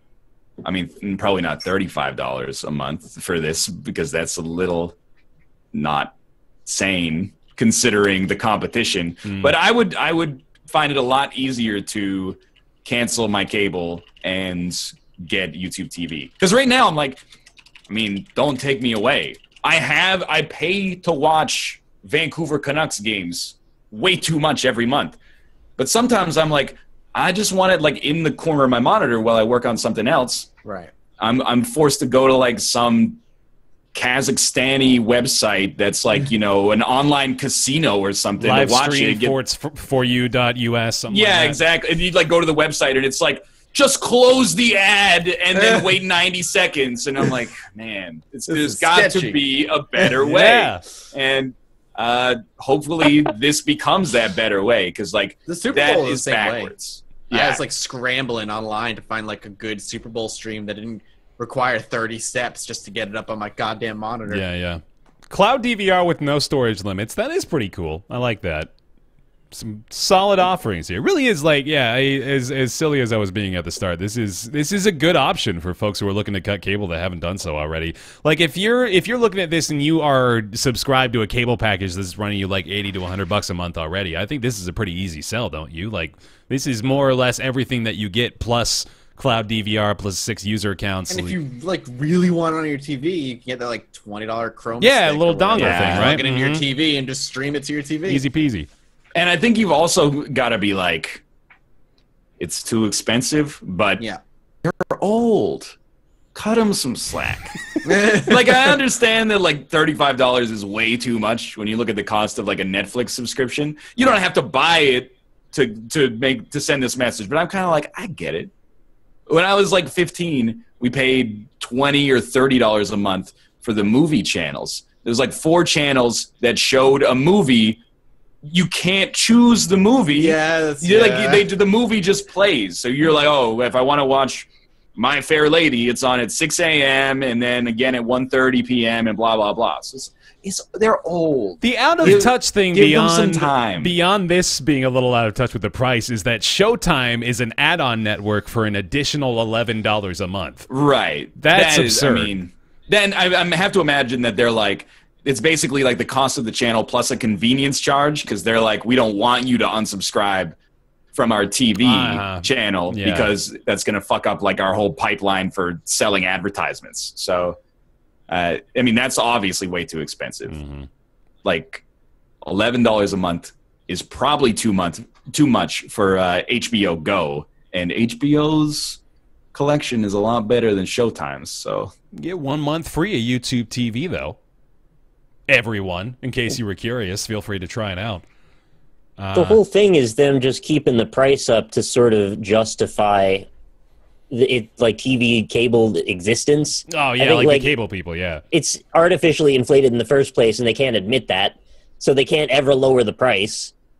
Yeah, they really got like, cable's like it's alive because all of the TV providers are also bundled with internet now. Yeah. So like that's a distribution model that I think is very much on life support. Mm-hmm. And they built everything around that inflated price too. So now if they tried to take it away, it would collapse the whole thing on top of it. I mean, my parents they're pretty contemporary, and they're in their like early 50s. And even they're like, we've had cable our whole lives, but we don't have any reason for it anymore. We have like there's Show Me in Canada. If you have Show Me plus Netflix, you have like a complete like 95% coverage of anything that you could possibly want to watch on demand. And it's like, there's just no value proposition, even for people that are a generation or two older than us. Mm-hmm. Yeah, my parents are the same way. They cut it probably a couple of years ago, I think, and they haven't gone back. Like, they've got Netflix. They even get the discs from Netflix still. That archaic system. They get the discs. They're getting the DVDs. That's incredible. I didn't even know they still offered that, actually. That's crazy. Somebody at Netflix puts a disc into an envelope and mails it to them. Well, I think it's probably a robot at this point. It's one of those red box systems. There is a man driving a truck with a DVD in the back of it to your parents to put it in the DVD akin to player. a United States Postal Service delivery truck. They've got all the Netflix. robots going That like is this. amazing. I want to see the little Netflix truck driving around in the streets, man. That would be fucking cute. What's funny is that like 10 years ago, that was pretty futuristic. Yeah. You were like, I can get any movie I want. It'll be here in like 3 days. I don't even have to leave the house. I can rent a game from GameFly and return it when I'm done. Mm-hmm. Now Better it's than actually Blockbuster. like, it sounds like it's from 100 years ago. And you're like, the man with the movie truck comes to your front door to deliver your movie. Does he have the money click reel? a button and then it instantly pops up on your screen. Should we be worried, though, when this whole thing collapses, when cable TV is officially not adoptable anymore by the majority of people, that they're going to find new ways to charge for everything else that affects us? Well, yeah, they got to find new ways to make money. I understand that, and that's where you're getting like things like CBS All Access. Yeah. Dude, So should we be propping up cable TV even though we don't want it? this is I how will it's all pay going. for CBS All Access because the new Star Trek TV series will be on that exclusively. This is how it's Like, all going to work out. I In want like 10, 15 years, cable TV is not going to be a thing anymore. There's just going to be these networks, and they're going to have their own individual offerings. So you're going to have a Fox streaming offering, which already basically exists. You're going to have NBC is going to have their own thing. CBS is going to have their own thing. They're all just going to like offer their own independent subscription models, and they're just going to make us pay for their content. Because what else is it going to be? I don't think cable is going to have this like centralized force anymore. Well, they're going to start charging for every megabyte of data piecemeal to like make up for the difference they lost. Pixel by pixel. Yeah, 6 teraflops worth, 300 yeah. $1 per megabytes. pixel. The power.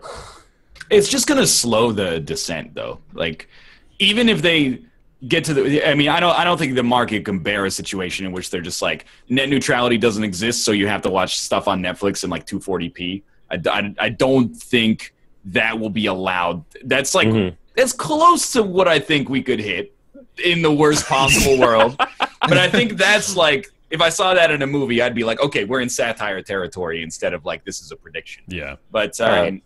Well. I here's the thing. I think I just want people to be okay paying a reasonable rate for content they want to watch. And that's not me saying like subscribe to me on Twitch. I'm just saying there are people, please do. But there are people who like there are like you're coming at it from one perspective, which is they're going to charge us like $500 a month for our Netflix usage. But there are other people who are like, why would I pay $12 a month for Netflix when I could just pirate everything? I want to hit that happy medium in the middle where people are like, I will pay $12 a month for unlimited content. Like I would pay maybe up to like $40 to $50 a month for just sports if I had to, I think. Wow. And that's a lot. I don't think everybody's going to be in that camp, but certainly if they came out with like, and actually NHL Game Center already does this, but they have like local blackouts, which is also another story.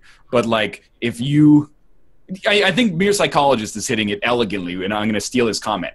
Right now on cable, you don't pay for what you want. You pay for everything, and you pay for as much as you have to get what you want. Right. Whereas now we're moving towards a much more a la carte model of like you can get specifically exactly what you want, but you're going to have to pay maybe a little extra per unit than you would have before. I always wish that like the cable companies would start just offering you pick what you want packages where you pay based on the networks that you choose to be provided. Like each network has its own price. Yeah, so I mean, I'm sure there's so many complications that prevent that sort of thing from happening. No, but I like that idea where like it's like a menu, and it's like, well, if you want NBC, that's going to cost you $5, but if you want HBO, that's going to cost you $12. It's a they all have their own app now.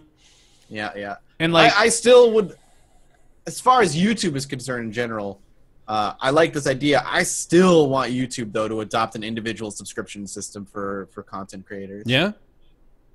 I would love to see that. I still like Twitch has it. But I mean, make it way cheaper than Twitch. Like YouTube, make it $1. Like that's what I'm saying. Make it $1 to subscribe to a channel, and all it gives you is maybe like ad-free viewing, and you can download their videos offline.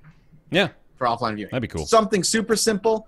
I think that's the next step I'd love to see YouTube take to support its content creators. And maybe, put a bar for access there. In order to get the subscription button, you need X amount of views a month or X number of subscribers or whatever. Yeah. But I really think that's the next that's the next step for YouTube as far as favoring their content creators. Mm-hmm. Ryan mentioned finding that happy middle between the people who want to pay nothing and the people who want to take everything. And I think that's sort of a problem because the people in the middle are the ones that get penalized the most, right? So the people that don't want to pay anything cause the people on the other end who want to take all the money to not be able to compromise. Yeah. And they look at it like a threat. And then you end up with these weird payment models that are like really egregious and overreaching. And the people, if there were more people in the middle that were just like, hey, I'll just pay a little more, but not a lot more, and stand up for that, then maybe we would be able to reach that compromise. It doesn't feel like we can hit that point for whatever reason. I think it's just like, I don't even know if the price is an issue. I think it's just the matter of this is what they're offering and people just don't want this anymore. Like, it's cable. Oh, no, I cut cable. Thanks, I'm good. I purposefully chose not to consume this content anymore. And, like, I really don't feel that bad about $35 a month either, truthfully. Like, looking at this, if I still relied upon these networks to provide me Patriots games, for example, and I didn't have the means by which to view them online, then I would maybe even consider this as an option for that season. But, it's still just really not even that appealing with that being considered. Like, because that is, again, it's just an issue of I'm paying for the package to get what I want. And that's just not a model that people subscribe to anymore. All right, there's YouTube TV. Again, it is free for a month. If you want to try it out, feel free to do so. That's tv.youtube.com. Go give it a shot, see what you think. Let's move on to Rain World. Nick, you want to take the reins here? I'll take the reins. I mean, spelled differently, but All right, Rain World is a game that just came out fairly recently. It is a survival-oriented, almost horror Metroidvania, where you play as this creature called the Slug Cat, who gets separated from its family and friends, ends up stranded in a terrifying world where everything wants to kill it, and must find its way back to its family. I played about 2 hours of this last night. Graphically, rather nice. It's got a very vibrant feel to it, very organic, catches your eye. It's got some very pretty background dynamic shadows going on, some really nice parallaxing deals. It's not quite the same approach they took with Hollow Knight. It's a little bit off in a different way, but it's still quite appealing looking. Soundtrack, very sparse, largely just to give you a bit of that atmospheric vibe. It's supposed to feel threatening for the most part. And threatening it does feel, as you will find out when you start that game up. It's got that Dark Souls challenge in the way that it's very much experiential. It's trial and error. Think like Abe's Odyssey, the Oddworld series, where everything is sort of laid out to kill you until you figure out how it doesn't. So you're just kind of brute forcing your way from point A to point B. And everywhere you go, there's a timer, because this is the rain world. And as that timer ticks down, you reach a point where these torrential rains, and not just torrential, but like laser beams of rain that cut through the world, will destroy everything. So you've got to get to a safe place and lock yourself tight and basically just hibernate for a while. And then you can come out and the rain will be gone and the timer restarts. And that's sort of your loop.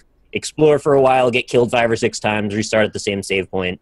Hopefully make it to the next one eventually, then save again, and then do the same thing as you progress. And it's got a branching path system. It's got creatures that will follow you from room to room. Gives you a little bit of a Pac-Man vibe, actually, because the majority of the rooms are traversed via these tubes that go from point A to point B, and some of them go around in a circle just so you can juke the many animals that want to kill you.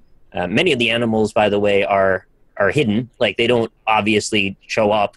There's like a vine that'll be disguised in the background until you go to jump on a stick, and then it just eats you.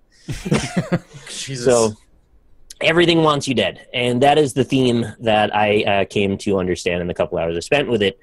I really want to like Rain World. I like the idea behind it. I like the concept. I like some of the execution. I found the controls to be a bit overly slippery. The character doesn't have a whole lot of velocity to movement. It's not a game where you're supposed to feel like you're in total control of the character. You're supposed to have that slight Silent Hill style disconnectedness from your character, so you get a little panicky when something's chasing you down. You got just enough control to get away, but not so much that you feel like you're in a power position versus anything that's trying to eat you. So first and foremost, you have to understand it's a survival game, not a Metroidvania game, and I didn't know that going in. I found myself a little frustrated within about the first half an hour or so. And I don't want it to come across like I'm saying the game is bad, but I don't think it is meant for me so much as it might be to some other people. It's more of a stealth game, I think, than it is exploration-based. And stealth's not my thing as much. I prefer being able to be on equal footing with the enemies. And in this case, it's all about surviving, and that's just not quite it for me. Ryan, you got to play a little bit of it, right, at PAX? Yeah, it was. I'm hesitant to put too much judgment on it because it was PAX 2015, Oh, maybe. Geez. Okay. Or 2006. It was either a year and a half ago or like 8 months ago. So it's been a while, and it could have come a long way. But I was like, when I was playing it, I was talking to the designer, and I was like, it's a really like elegantly designed game. There's a lot of cool ideas here that are unified with the mechanics. But as I was playing it, I was also like, I don't find it like that fun. To just bring it down to brass tacks, Sure, I was like, I'm not actually enjoying on like a base level my gameplay. I'm sort of enjoying thinking about what it means, but I'm not really having a great time with the base mechanics of the game. Is it puzzle oriented, or is it more just like wait for the right moments to move about? I asked that last night, actually, and somebody in chat said there are puzzles, but it's very much largely just navigating each screen and not dying. So just like looking for an opportunity to hide or run around something or throw a spear at something. Yeah. And that kind of distills a lot of the options down to very little in terms of substance. And I don't mean to be negative toward the game, because I do think it's probably a really good game. It's just not my taste at all. Yeah, sure. And especially when I just didn't really make much of any progress and just restart at the same save point maybe 20 times. I'm like, guys, I don't know. Is that common? Do you know? Is that something people commonly report? Somebody told me I was doing good, so I guess that's common. Damn. It's like even more hardcore than Dark Souls in that like you might not make any progress for an hour. Wow. And might not even know that you're meant to make progress. You just don't understand what you're doing wrong. Yeah. Because there is a certain element of RNG in that sometimes enemies will be somewhere and then sometimes they won't. So if you walk in the right way and they happen to be on a different part of their time loop, they'll be in a different room. And then you just don't encounter them for that walk through the area. And if you dawdle too long in one zone, well, the rain might come down. And if you don't have a safe zone, you're just going to die. Yeah. So a lot of it seemed meant to punish the player for things that they weren't supposed to know about. But I also think that was by design to be a punishing game, to sell that idea of it being an isolation kind of experience. It's a survival thing. Okay, again. yeah, that makes sense. So yeah, it definitely sounds like it's a very particular kind of experience then, maybe not as suited to some folks. And I think I misread the marketing a lot on this game. I think I might have too. Yeah, now that you're telling me all about this, I had a much different interpretation of what this was going to be. Again, the controls are just a bit awkward, and since a lot of the game is navigation, kind of precise navigation, if you happen to fall and roll, you're going to end up falling to the bottom of a screen that you just spent 5 minutes climbing up, all because you just slightly held down left instead of down or something like that. Yeah. There's so many steps that lead to frustration, and sometimes they compound on each other. It made me think of like when Ryan was playing Hollow Knight and he found himself getting hit by a jellyfish and then knocked into another jellyfish and then falls somewhere else and then is down at the bottom of the screen, has to climb back up. Is that kind of thing. Just had to slip that in there, right? Wait until... Not to be inflammatory. He's doing better. Dude, my Hollow Knight gameplay got a lot better, but as an aside, wait until an area that has platforms that are only temporary and then vines with thorns on them that reset you to the last place you stood on. It is like... actually to the point where I'm like, I might need to see a neurologist. Like, I look at it and my brain is like, this is how you do it. But then I like it hit somebody and then knockback pushes me off of the platform onto a spike, and then like I try to down strike and the knock up pushes me into the thorn on the vines, and I'm like, I'm actually an idiot. Isn't there a charm that prevents the knockback? You can get a charm which prevents the knock, but that's stupid. Who wants that charm? You have a charm that makes you shoot, like, insects out of your chest, or a charm that makes you have no knockback. So, it's clearly early impressions here from Nick, but yeah, not as optimistic as he thought you would be coming out of there. It was recommended that I take it in small bursts and maybe come back to it again with fresh eyes and give it another couple hours later on. Mm-hmm. I may or may not do that. I'm not really sure yet. And I just want to stress again, like, I do think that they had a unified vision in this game, and I think that they made the game they wanted to create, and I think there's something great about that. Again, I just don't think I'm the person that was meant to play it. Yeah. So artistically, I do know that there's some people in chat that were saying, like, I fell in love with this game after I gave it enough time. It grows on you, I guess, as you get further into it. And there is some mysterious stuff going on as well. This is very much not a hand-holdy game. There's even UI elements that I didn't really understand what they meant. And I guess that stuff is revealed contextually, sort of like Hyper Light Drifter, as you play further into it. One of those things was a rain meter, which I just didn't understand because I'm an idiot. But there's also like a big reverse number 2, and I don't know what that means. There's also like cryptic writing everywhere. Mm-hmm. And I want to understand the world, and I think the story and the setup was maybe more interesting than the gameplay to me. I just don't know if it's interesting enough to carry me through the frustration that I was seeing. Sure, yeah. Last Guardian style. Maybe. All right, cool. That's Rain World, currently $20 available on Steam right now. I want to talk about another one from Nick. That's Slime-san.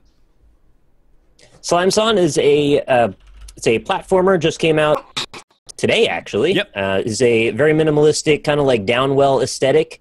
It's structured a bit like Meat Boy, has you escaping from the bowels of a giant worm that just ate you. And basically, it's a very simple game, but again, one of those iterative challenges that gets harder and harder with more and more twists to it as you get further in. It has you just navigating simple environments, collecting collectible digested apples with your bird friend, who I guess maybe gives you bonuses or something later. But you're just trying to get from point A to point B as fast as possible before the acid rises up from the belly of the beast and digests you. Through the course of that, you will happen upon a series of different NPCs. Some of them are vendors. Some of them can sell you different clothing options, different tweaks to your mobility. I think there's something like maybe 10 or so different characters that you can kind of say. They're like different morphed versions of your character with like a higher jump or a double jump or a slower move but a faster dash or something like that. Different permutations, sort of like the different characters in Downwell. There's different art, customization, stylistic choices to make, shaders you can buy over the top of everything. And I think this is over 200 levels in total. And it comes down to just a simple jump, dash, and then a morph button, which lets you go through green objects. So that way when you're running, if there's something solid in your way but it's green, you can morph through it and it doesn't stand in your way. So again, it's just one of those things, seems very simple on the surface, but over time gets harder and harder in a sort of masochore style for those of us out there that are into that sort of thing like me. Yeah. So great. I love the controls. I love the aesthetic. I love the soundtrack. Soundtrack's really, really good. You got to hear that. Tiatsu, yeah, nice.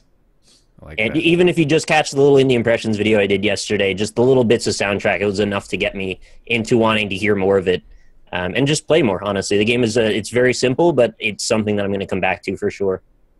Great. Okay. There we go. Easy peasy. And I'm going to go ahead and take the reins back from Rain World. There you go. Thank you. You're welcome. Let me talk about PaRappa for a bit, if I may.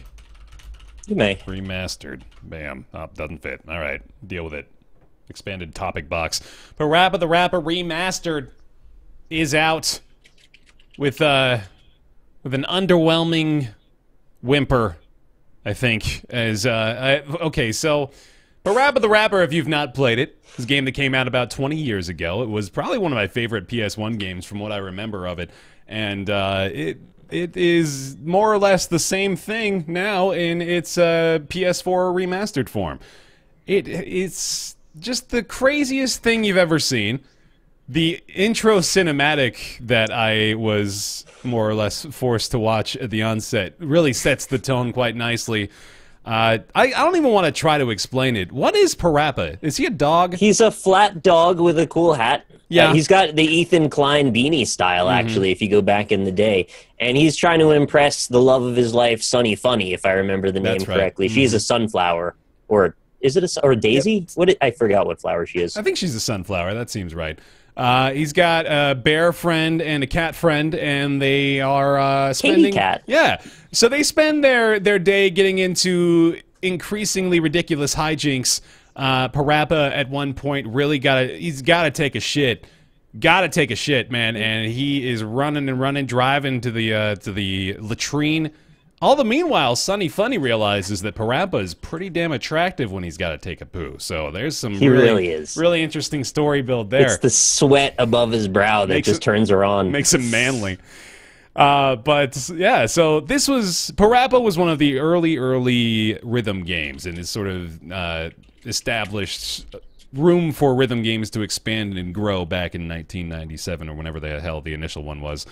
But I really liked it, and it certainly created a love for rhythm games within me at an early age. However, I definitely remember back in the day the game having some weird input lag problems. It had some issues, especially when you get later on in the stages. It starts to it's fine at first, weirdly enough, and then when you get to those later levels, all of a sudden it's like, whoa, the things I was doing are all of a sudden not working the way they're supposed to anymore. I don't know why that is.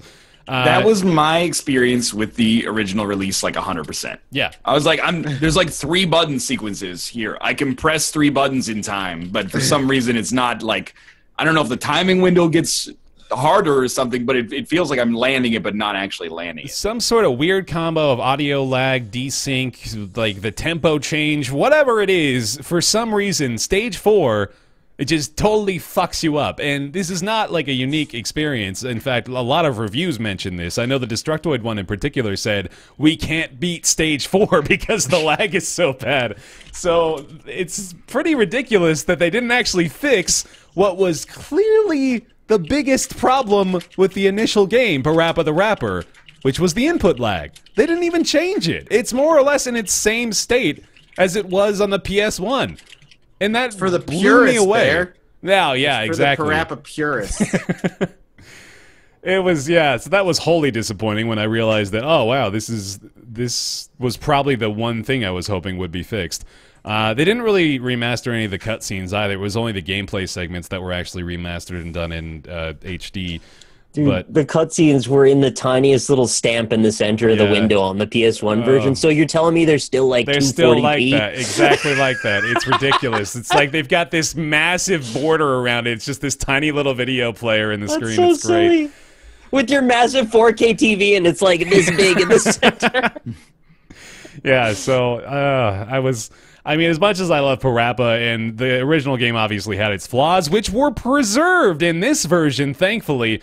But yeah, it's not worth $15, unfortunately. Just remember PaRappa as it was. Those of you that played it like me, just embrace the memories, embrace the nostalgia. Don't buy this. It's got the same issues. It's not worth it. It's an hour long. I'll remind you as well, which the original was too, and they charged $50 for that back in the day. So I guess you're getting a little better of a deal now here in 2017. But yeah, this was a disappointment for me, honestly. I was really looking forward to playing this again, and then to see that they really didn't address anything, just sort of reshipped it, is that just left a bad taste in my mouth. So I'm wondering if you can get the original PS1 emulated version on PSN, and I'm looking that up right now because I'm guessing it's probably around the same price or cheaper and is the same. It's about the same experience, yeah, more or less. So, like, if you just want a cheaper one, maybe just get the PS1 version, and then you can also play it on your PSP if you still own one. Buy it on the PlayStation. Buy a PlayStation and buy it on the PlayStation. Yeah, buy an original PlayStation. Yeah, do that. Cool. Well, there we go.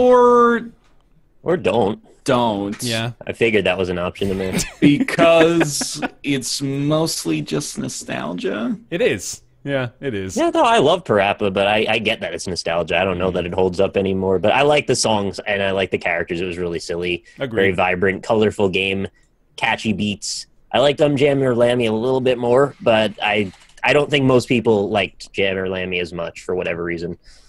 One of the other features is there's some alternate tracks, which they don't change the lyrics at all. They just change the backing track. So there's one of them that changes the Rastafari flea market rap.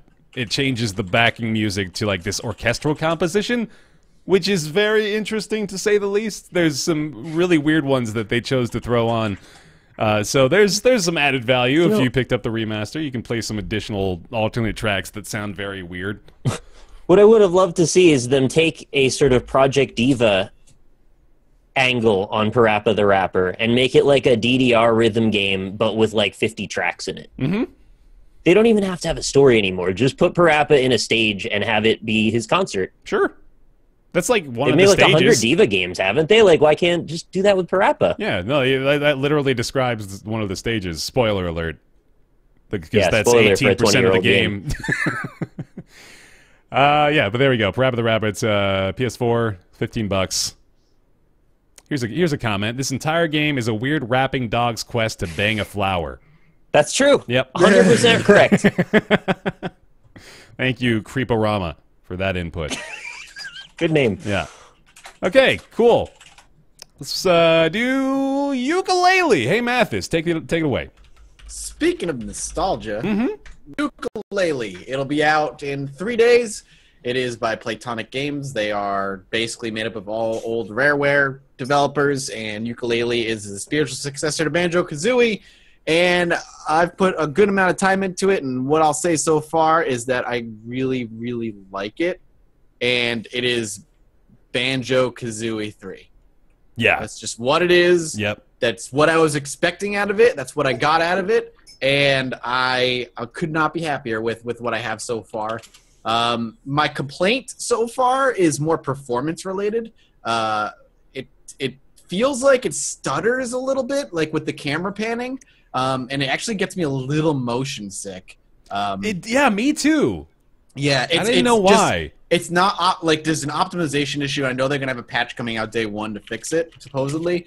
But when you turn the camera, it's not motion blur. It just feels like the camera like stutters. Yeah, and it just enough to get me a little motion sick, which kind of sucks. Yeah, I definitely felt that.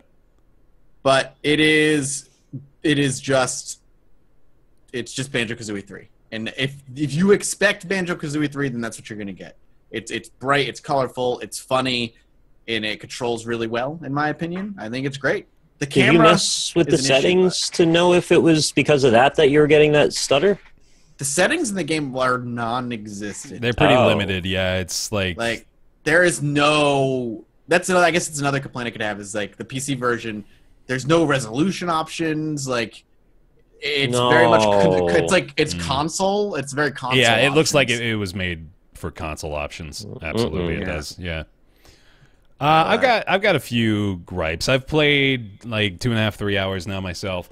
I wasn't ever really a Banjo-Kazooie fan, so I'm probably a different sort of audience for this. But right from the get-go, the big takeaway for me is this game has zero respect for my intelligence as a player.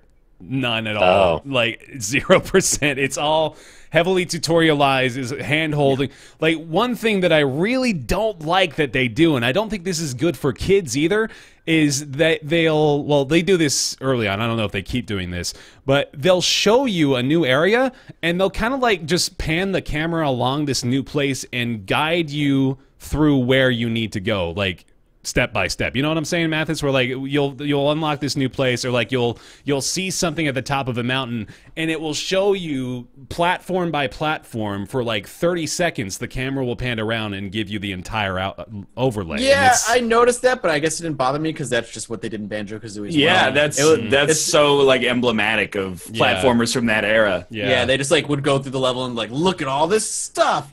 And they still keep secrets from you and stuff, too, which you have to go out of your way and find. Yeah, definitely. But yeah, no, I guess it doesn't bother me because I'm like, reminds me of being a kid. Yeah. So, like, and I have to definitely introduce that caveat with that opinion, too, because I recognize that that is for kids. And this is definitely a game for kids. I think it's probably a terrific kids game, but I'm not really enjoying it all that much. So, like, it's a collect-a-thon.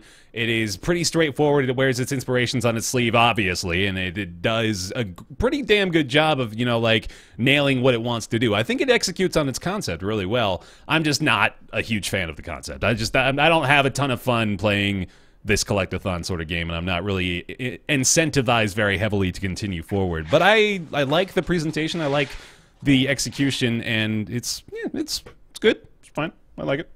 It is exactly what it promised to be. And I think that's why I'm loving it, because that's what I was expecting. They did not try to do something that they didn't promise on doing.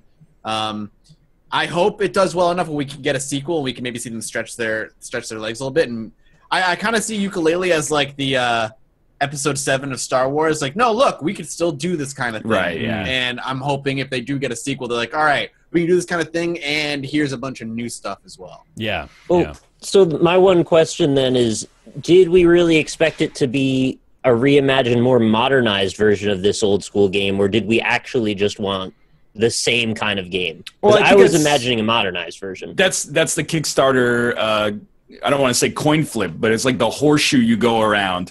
When you come out with a Kickstarter, you go, we're going to make it exactly the way they used to make it, and then the pledges go through the roof. And then when we come closer to release, people are like, well, yeah, but fix this. Yeah, they're like, well, we expected you would like make the camera not as bad as it used to be back then. Games weren't as good as they are now. Yeah. By and large, they are better now. The industry has moved in some good directions. That's kind of like what a lot of Jim Sterling's review mentioned, was that like it's sort of stuck in its ways as far as the way it handles things. Like the camera, for example, is kind of, you know, it's reminiscent of those 90s platformers in a bad way because it's sort of dysfunctional. I do want to throw this out there too, again, because when it releases, apparently the patch that comes with day one fixes camera issues, fixes optimization and performance issues. Yeah. We'll see if that's true. That's supposedly what's going to happen.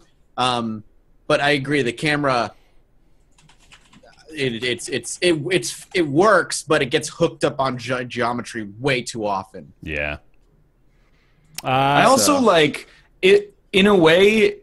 Like, it amps up my cynicism a little bit. Like, I haven't played it myself yet, but the demo we watched at E3 live of the person playing it, it wasn't just like on a screen of like pre-recorded gameplay. I was like, this is really great. Like, this is you're showing a lot of cool stuff. And now that I'm reading the reviews, I'm like, all right, like a lot of Banjo-Kazooie was walking around trying to find like the last music note in a huge 3D world that you forgot about. Yeah. It's not all like, oh, and then you activate the volcano, which causes steam to raise the cloud, and you can get to the new like cloud world. Like a lot of it is like, where is this last fucking Jinjo or whatever they were called? Yeah, Jinjo's is right. It'd be like if you saw Jinjo. It'd be like if you saw a trailer for Black Flag, but the reality of the situation was that most of the gameplay is collecting sea shanties from rooftops. Like the gameplay at its core for Yooka-Laylee is collect quills and pages. Like that's what you're doing. Yep. I walk in recognizing that it's not going to be everybody's favorite thing. Like if you liked Banjo-Kazooie, you are getting the third game. Like, that is what this is. All of its warts and all. If you don't like collecting things and going through levels, grunty. if you don't like going through like levels and collecting things and like the weird platforming mechanics of the old school days, then you're not going to enjoy this game. But this is, I gave it to them. This is exactly what they promised, and that's what I was hoping for. So I can see why some reviewers are like, this is amazing, and then there's the others like, this is not so great, and the clash of the two. But all the reviews kind of say the same thing, is that this is old school platforming, good parts and bad. Yeah. So. Yeah. Right, and I wanted to get rid of the bad parts as much as possible. And when I think back of like the lineage of 3D platformers, I go, okay, Mario 64, Banjo-Kazooie, and then it's like split between Ratchet and Clank and Jak and Daxter. And I do feel like those games modernized in positive ways over Banjo-Kazooie and Mario 64. That's up for debate, obviously. Not everybody's going to agree with me on that. But Ratchet and Clank did continue on to make more and more modernized versions of that game up to now. I mean, there was one that released just last year. Yeah, playing like Ratchet and Clank from last year and this side by side, those are directly comparative games, you would think, right? But from what I can tell from what you're saying, the nostalgia necessitated that they keep Yooka-Laylee in sort of a gimped version of the platforming to keep it in that, like, accessible to kids kind of thing. Yeah, and, like, I don't think that's true. I think that Yooka-Laylee's platforming is solid, and I'm not even looking at that through the scope of is it old school or is it modern. I'm looking at it as does it function, and yes, it does. It definitely does. Okay. And you'd say so too, Mathas, I assume. Oh yeah, I think the controls are totally fine. Okay. My biggest gripe is what everybody, a lot of reviews says the camera is finicky, and I do hope that it is fixed on the day one patch, like they say. We'll see. But I can see how the game is divisive for sure. I mean, it depends on if you like that style of game, and if you wanted more modernization, and at least you have a ton of other platformers to play. And if they do a sequel, I hope they maybe modernize it, change some things up as well. Wait, I have a ton of other platformers to play? I know, right? 3D ones? Where are they? 3D? Maybe not. I have 3D. Snake Pass. Snake Pass is the closest thing you're probably going to get visually. I heard Snake Pass is great, actually. Elise really just good. finished it, actually. She loved it. Or there was not to get off of Snake Pass, but there's another game that I thought was like decent but kind of slept on. And it was from like 2 years ago. It had 3D platformer? Yeah.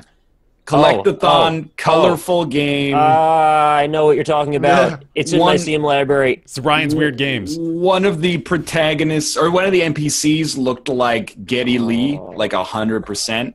Not A Hat in Time. That came out? No, it still isn't. It's en route. Chat, what is What it? the hell is it called? Something, the quest for something. I meant to freaking play this so many times. I don't know. I did a let's look at, chat. Cargo, the quest for gravity. Oh, wait, no. Color something. Cargo, the quest for gravity is the weirdest game. It's not Color. that one. Right. But it is Color, City of Color, okay? Something City of Color. The Last Tinker, City of Colors. The Last Tinker.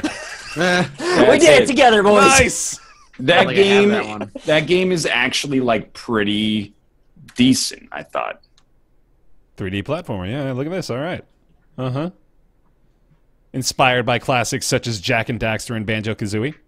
Koru, a boy from the slums of Colortown, must rise from his roots to tackle the bleakness, a dark force intent on wiping out joy. I'm not saying it's like an 8, but it might be like a 6.5 to a 7. Well, IGN calls it a... they didn't review it. Metacritic, 66%. Actually, on Metacritic, it has a 72 on PC. Ooh, geez, okay. I beat Chad at my own game. Nice. Well, completing this will bring us closer to Nick's Weird Games as a segment, but before we do that, we're going to go over to everybody's favorite segment. It's Ask Roundtable. Give me a woo! Woo! Yeah, all right. Woo! Ask Roundtable is a weekly segment where you send your questions to roundtableYT@gmail.com. We do our best to answer them. This week's question comes from Belinda. Belinda says, "Hi, guys." Hi. Hi, Belinda. Sometimes part of what makes me love a game are the details the developers put into their side characters that paint a richer and fuller picture of the narrative. Who are some of your favorite NPC characters, and who are some of your favorite bosses in any game? And I also, I apologize, Belinda. I'm going to get your Nick's Weird Game suggestion in the future, too. But I pulled this one specifically as a Nick's Weird Game suggestion for later down the road from Balbo, who has asked for a rendition of Cisco's Thong Song. Oh, yeah, easy. All right, so there we go. We got lined up. For now, though, ask Roundtable, who are some of your favorite NPC characters and who are some of your favorite bosses in any game? I'm going to go for an obvious one. I'll take this one out of the gate. I love, still to this day, I think is one of my favorite bosses from Shadow of the Colossus. The Phalanx is what it's referred to as. It's that massive flying sand dragon with the big old bubble sacks on its belly. You know what I'm talking about? That thing. You ride into that fucking desert, you have no idea what's going on. All of a sudden, that thing flies out of the fucking sand and starts soaring around in the sky. I was blown the fuck away, dude. And it's peaceful. It's one of these only sons of bitches that doesn't try to kill you as soon as you get in its area. It's just flying around minding its own damn business. You start to think about it in a different perspective at that point, man. You're like, wow. Are you trying to tell me you're the bad guy? Oh, no. Yeah, I am. It leads right into Ryan's favorite NPCs from Spec Ops: The Line. Oh, don't even. I love that fight, though, man. I really like it a lot. That's one of my favorite bosses still to this day. What about you guys? Favorite NPC characters, favorite bosses in games? For a boss, I really enjoyed the Mr. Freeze fight in Batman. Oh, Arkham Asylum, right? Yeah, because it was one of the only boss fights where you felt like you were Batman. Yeah, and that you were was just punching him a bunch. You were actually trying to use your gadgets and outthink them. You're going up in the vents and shit for that one, right? You're trying to underneath them and doing, and he like adapts to your tactics, quote unquote. Yeah, I remember that. Yeah, that was a fun one. I like that was unique. But NPCs, I have to think. I like Onion Knight from the Dark Souls series because it's one of the very few moments of like humor and like levity in those games, and they're so predominantly like desolate and dark that when you come across like this one light of humor, you're like, this guy is very amiable. Yeah, definitely. I like Claptrap. Do you? Why? I don't know if that's gonna get me crucified, but I like Claptrap. It's like a garbage can made out of Family Guy episodes. He's funny, man. He's dancing. He's dancing. He's so goofy. He's got some funny lines, man. Borderlands has some good writing, I think, even for Claptrap. I think they gave him some good lines. Yo, okay, here's one you never would have expected. All right. Whoever the frog who drives the boat in Animal Crossing for 3DS. Okay. I forget his name, but every time you go from island to island, he sings you a song. Yeah, oh. Yeah, and I'm like, that dude is my jam. I barely even played the game, but then like every time Kate went from island to island, I was like, hell yes. Cap'n, like this is my jam. Any others? For me, I would say, and it is a bit of a toss-up because there's so many good NPCs, but like all of the cast of A Night in the Woods. Yeah, I liked it too. Like all of the friends of May are just so enjoyable to hang out with and talk to, and I miss playing that game. I wish it kept going forever. Alongside that recency bias too, I really like a lot of the characters in Hollow Knight. I think there's a great story and lore to that area. It's really cool. I'm loving that game. Did you hear the 58 Precepts of Zote? God. Oh yeah. Oh man. I read them all on stream. It took like 20 minutes. It was a wild character. I'm glad you're playing it too, Mathas. Yeah, I'm glad we're all on that boat. My comments are all, I want to watch this instead of Northernlion. I'm like, yeah. Rude. My favorite NPCs have to be the Purple Clan from Indigo Prophecy. You're gonna have to explain this. God damn, it's a joke. Nobody here has played Indigo Prophecy. Am I the only one? Sorry, man. No, what is that? Game? The way you said it, I was like, hold on. There's more to this than meets the eye. It's it's a fucking David Cage game. Oh yeah, I know what it is. I'm familiar with it. I just don't know. The very end, like the story is great up until the last 10 minutes, where all of a sudden they introduce these sci-fi techno clans called the Orange Clan, the Purple Clan. They're aliens and they're computer AI, and they're trying to take over the world because, of course, they are. It just came out of nowhere. It was okay. Whoever played that game, you'll get it. I actually think I played it, but I didn't finish it. I think I played like the first little bit. Isn't that, or am I thinking of a different game? What's the game where that it starts out with your dude getting stabbed in the back? Is that Indigo Prophecy, or is that Indigo Prophecy starts out with your dude committing a murder? he's stabbing somebody Oh, maybe that was what I was thinking in about a bathroom of a diner. Maybe. Indigo Prophecy is banned on Twitch, by the way. Really? Huh. What? Really? I didn't know that. Why? Not quite sure. That's really weird. Huh. What am I thinking of? The chat's like, Indigo Prophecy goes from a 9 out of 10 to a 3 out of 10. Really fucking good. Yeah. That's about right. The last 10 minutes of that game are just like, okay. What game am I thinking of now, though? Hold on, I want to play this Where game, you too. get stabbed in the back? No, you get... approximately 30,000 games in human history. Well, it starts off with you just getting stabbed in the back with a knife. You just fall to the ground, and, like, there's concrete blocks underneath you. It's raining, I think. Never mind. This is way too obscure to even try to go down this rabbit hole. Raining concrete blocks? Yeah. Raining concrete blocks. That's what I like got. Devil May Cry. Yeah.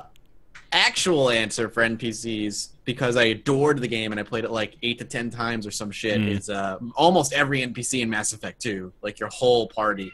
But played it 8 to 10 times? Yeah, Mass Effect 2 is one of my favorite Holy RPGs. shit, that's a lot I of didn't times. know that, man. Yeah, Yeah. damn. And he I still played didn't Mass play Effect 2 Andromeda? So many. No, because I never finished Mass Effect 3, because Mass Effect 3 was such a huge disappointment. Yo, but Jacob, like, actually sucks. And I said almost all. Almost all. Miranda, like, actually sucks. And I like Miranda. She's got the most stupid, like, no, I actually loved Mass Effect 2, but her narrative of, like, I'm a perfect human being, but I don't really like my dad that much.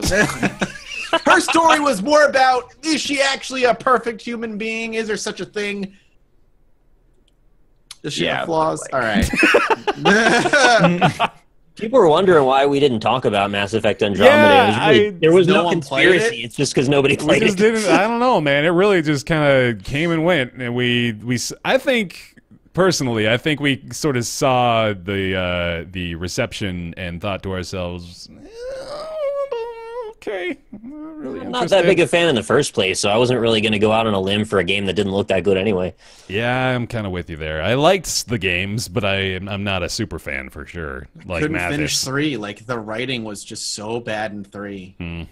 I didn't want to finish it. All right. I have a weirdly specific boss to throw out for mine. Okay. It's sort of Bloodborne spoilers, though. Is that a bad thing? Does anyone care about that? Spoiler warning. Ryan hasn't finished it yet. He's still working on it. Yeah, but unlike most people, I resist the notion that I will ever finish it. So. Okay. So there's like this part in the game where you get into an area and you have the potential to be lifted into the air and killed by a thing you can't see. Oh. And that part blew my fucking mind. I thought it was a glitch the first time it happened. And chat was just like, what the fuck? Over and over and over again. I was totally knocked senseless by that. Because I was wandering through a random open area, and I just start rising into the air and die. Yeah. That's wild. So that turning into a boss fight later in the game was like, holy shit, that's so cool. There were cool things about Bloodborne. I just didn't like the camera. So every Dark Souls game as well is like, the camera's god-awful. No, I didn't like the combat in Bloodborne because the camera didn't keep up with it. Yeah, makes sense. The camera in Dark Souls isn't that bad. How'd the Nameless King fight go for you? That's one fight in It 3 is a huge, games. That is the fight that I like freaking shows every issue with the camera. I think the camera in Dark Souls is like kind of annoying. That's okay, but I have to push back because like Sinvicta has refunded like every Dark Souls game because he can't get over the camera. I'm not saying like I can't get over the camera. I Doesn't the clearly camera's- can. Sinvicta's just a fine. fucking baby back bitch. I'm making you guys fight. It's okay. Yeah. Stirring controversy pots over here.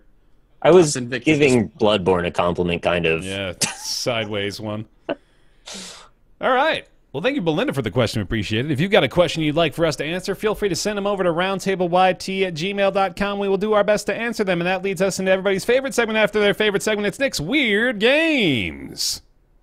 Here we go. Cisco's Thong Song. Bring it. So when you said we're gonna store this one for later, you didn't mean next. No, Round I'm table, sorry. you I meant- misled you there. I'm sorry. I meant Belinda had given me a suggestion that I'm going to store for next week. Do you want me to? Oh, no. Do you want me to give me some more Well, time play here? the- Oh no! Time to play the theme song. I can give you the backup plan, Give- man. That's give okay. Me give me the theme song.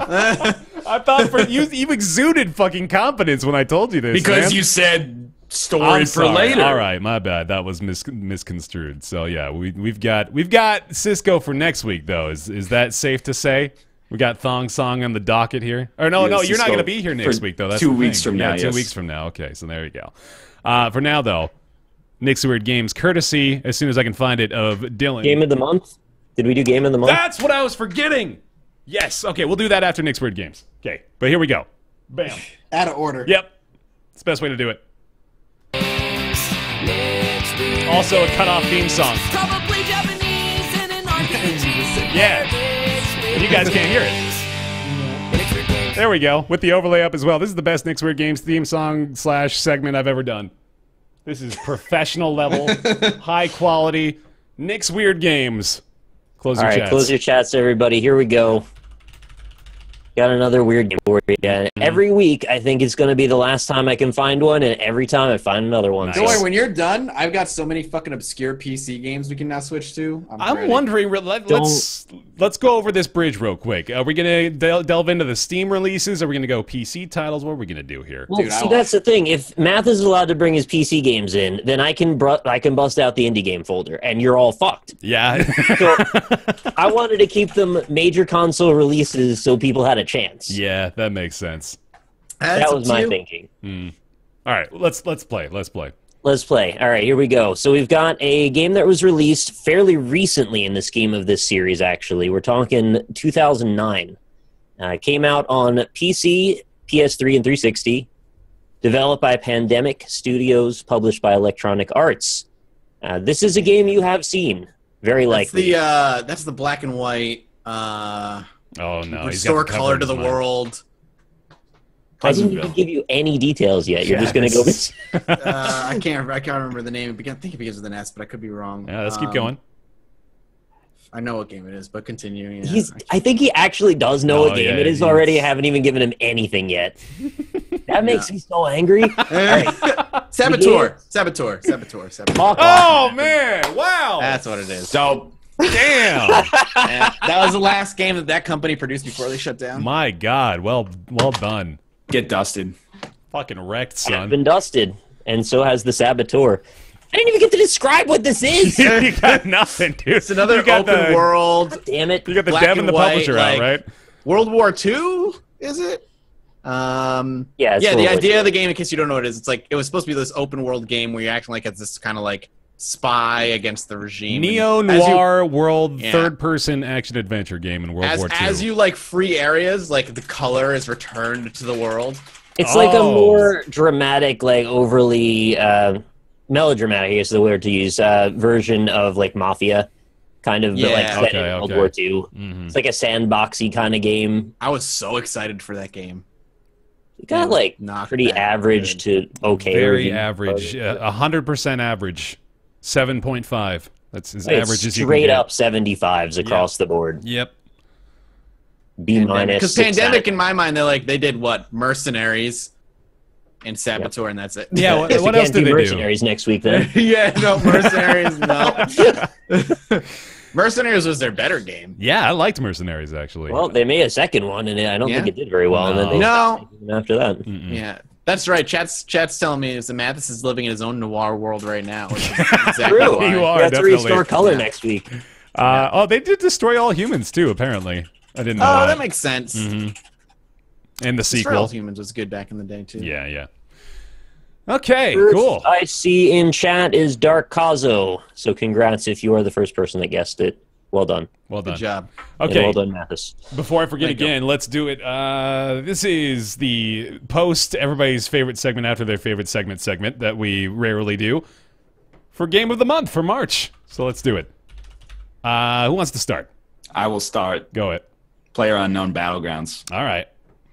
It is the only game I could really justify giving it to, considering I've put in probably 35 legitimate hours and then 10 hours of leaving it on while I fell asleep by accident over the course of the past month. Yeah. And to be honest with you, I played some stuff this month that was pretty good. Like, I played Loot Rascals, and I think that game is actually, it's got a lot of interesting ideas.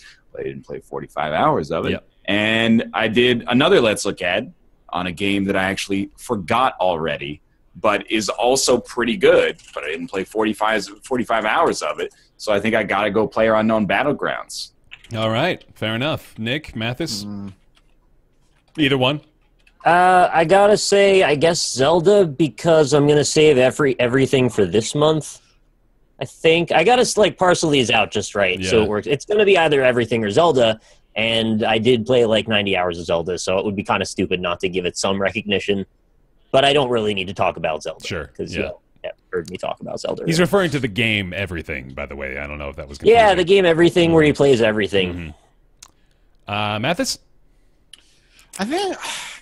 I think Zelda's gonna have to be my choice as well. I don't know. No other game is really like Battle Brothers, maybe. Me. Yeah, Battle Brothers was really good. I actually hit a wall with Battle Brothers where I'm like, I'm just not good enough to enjoy this game as much as I was. Yeah, true. I really enjoy the concept of Battle Brothers. I'm just gonna let that go. I think Battle Brothers is a great game, but I didn't get good. Yeah, okay. Is Hollow Knight from March? No, that's I'm really February. enjoying Hollow Knight. No, or you would have heard me talking about it. That's true. That's true. I was gonna say Nier Automata, but that was February release as well. So. Oh, that was? I thought that was Late March February, 1. Okay. I too am going to give it to Breath of the Wild, and I don't even think I have a competitor at number 2. Honestly, like I've played some other games this month as well. Night in the Woods I did really enjoy too, although I definitely would not give it Game of the Month over Breath of the Wild. And then there was the PaRappa the Rapper remaster. Oh boy, there's another good one. But yeah, Yo, Bear, how much time you got in PlayerUnknown Battlegrounds, man? Be honest. Let me look. How much time you got in that versus Zelda? I need to know. I can tell you with 100% confidence I've got more hours in Breath of the Wild than Battlegrounds. Like I've got 15 in Battlegrounds. I'd guess probably 30 or 40 in Breath of the Wild. All right. Yeah, thanks for keeping me honest though. But yeah, I'm making the correct assertion here. Breath of the Wild was Horizon, you fuck. That was February as well. Yeah. I know they were all released on fucking February 28th, so that's why everyone's like, why are these March games not being talked about? No, they all just barely missed the fucking cutoff. Otherwise, we'd have a much more interesting conversation here. But yeah, I think Breath of the Wild, by virtue of the release week, has taken the cake. But yeah, there we go. March game of the month. We'll of course be referring back to these picks for our end of the year indie/major release review, which has kind of become just an amalgam of all the games we've talked about over the course of the year's worth of Roundtable shows. Yeah, we'll do more on that down the road. And for now, that's going to do it for this episode of Roundtable Live. Thank you very much all for joining us. We really appreciate you. Thank you for being here on twitch.tv/Roundtable Podcast. Ryan's not going to be here next week. We'll be doing something else. Not 100% sure yet. I've also actually got family coming in, so I'm not 100% sure what's going on that week. We'll have to figure that out. But the week after, exciting stuff. We've got Joe Mirabello going to be joining us on the show on the 21st. He's going to be talking Tower of Guns, Mother Gunship, along with other things. Joe Mirabello, a good friend of ours, or a good friend of mine at least. And yeah, that'll be exciting. For now, thank you very much for watching. We appreciate it. You can follow us here on Twitch at twitch.tv/Roundtable Podcast. We go live every Friday at 3 o'clock Pacific, 6 o'clock Eastern Time. You can follow us over on Twitter. That is at RoundtablePC. To be notified that way. You can also catch the show VOD over on our YouTube channels. That is BaerTaffy, MathasGames, and RockLeeSmile. You can catch the show discussion subreddit over on Roundtable Podcast or at reddit.com. And you can support us over on Patreon. Again, thank you very, very much. We've gotten even more pledges over there on Patreon, so thank you guys for supporting us. Thank you. Hey, thanks. And we, of course, want to read off those of you that have been at that $20 level and above, which include Jonathan Graham, Scotty119, Julian Abelsgard, Jakar Sampson, with the dance number, Kolnar, Lord Malice, Sehoa, Jamie Tinsley, Joseph Boss, Penn Gillette, Michael Bush Larson, Talks to Wall, TJ Majesty, Chaos, the one that pops and locks theorist, Colby Klein, Greenlight, Oren Saltzman, Christopher Flagg, Eric Schooley, Positron, Brizzlebrip, Myth Scarab, Mediocrities, Justin, Smurfette, and Logan Ray. Thank you all very, very much for your continued support over on patreon.com/roundtable. And thank you for watching. We'll be back next week, probably. We'll see you then. Bye. Bye, everybody.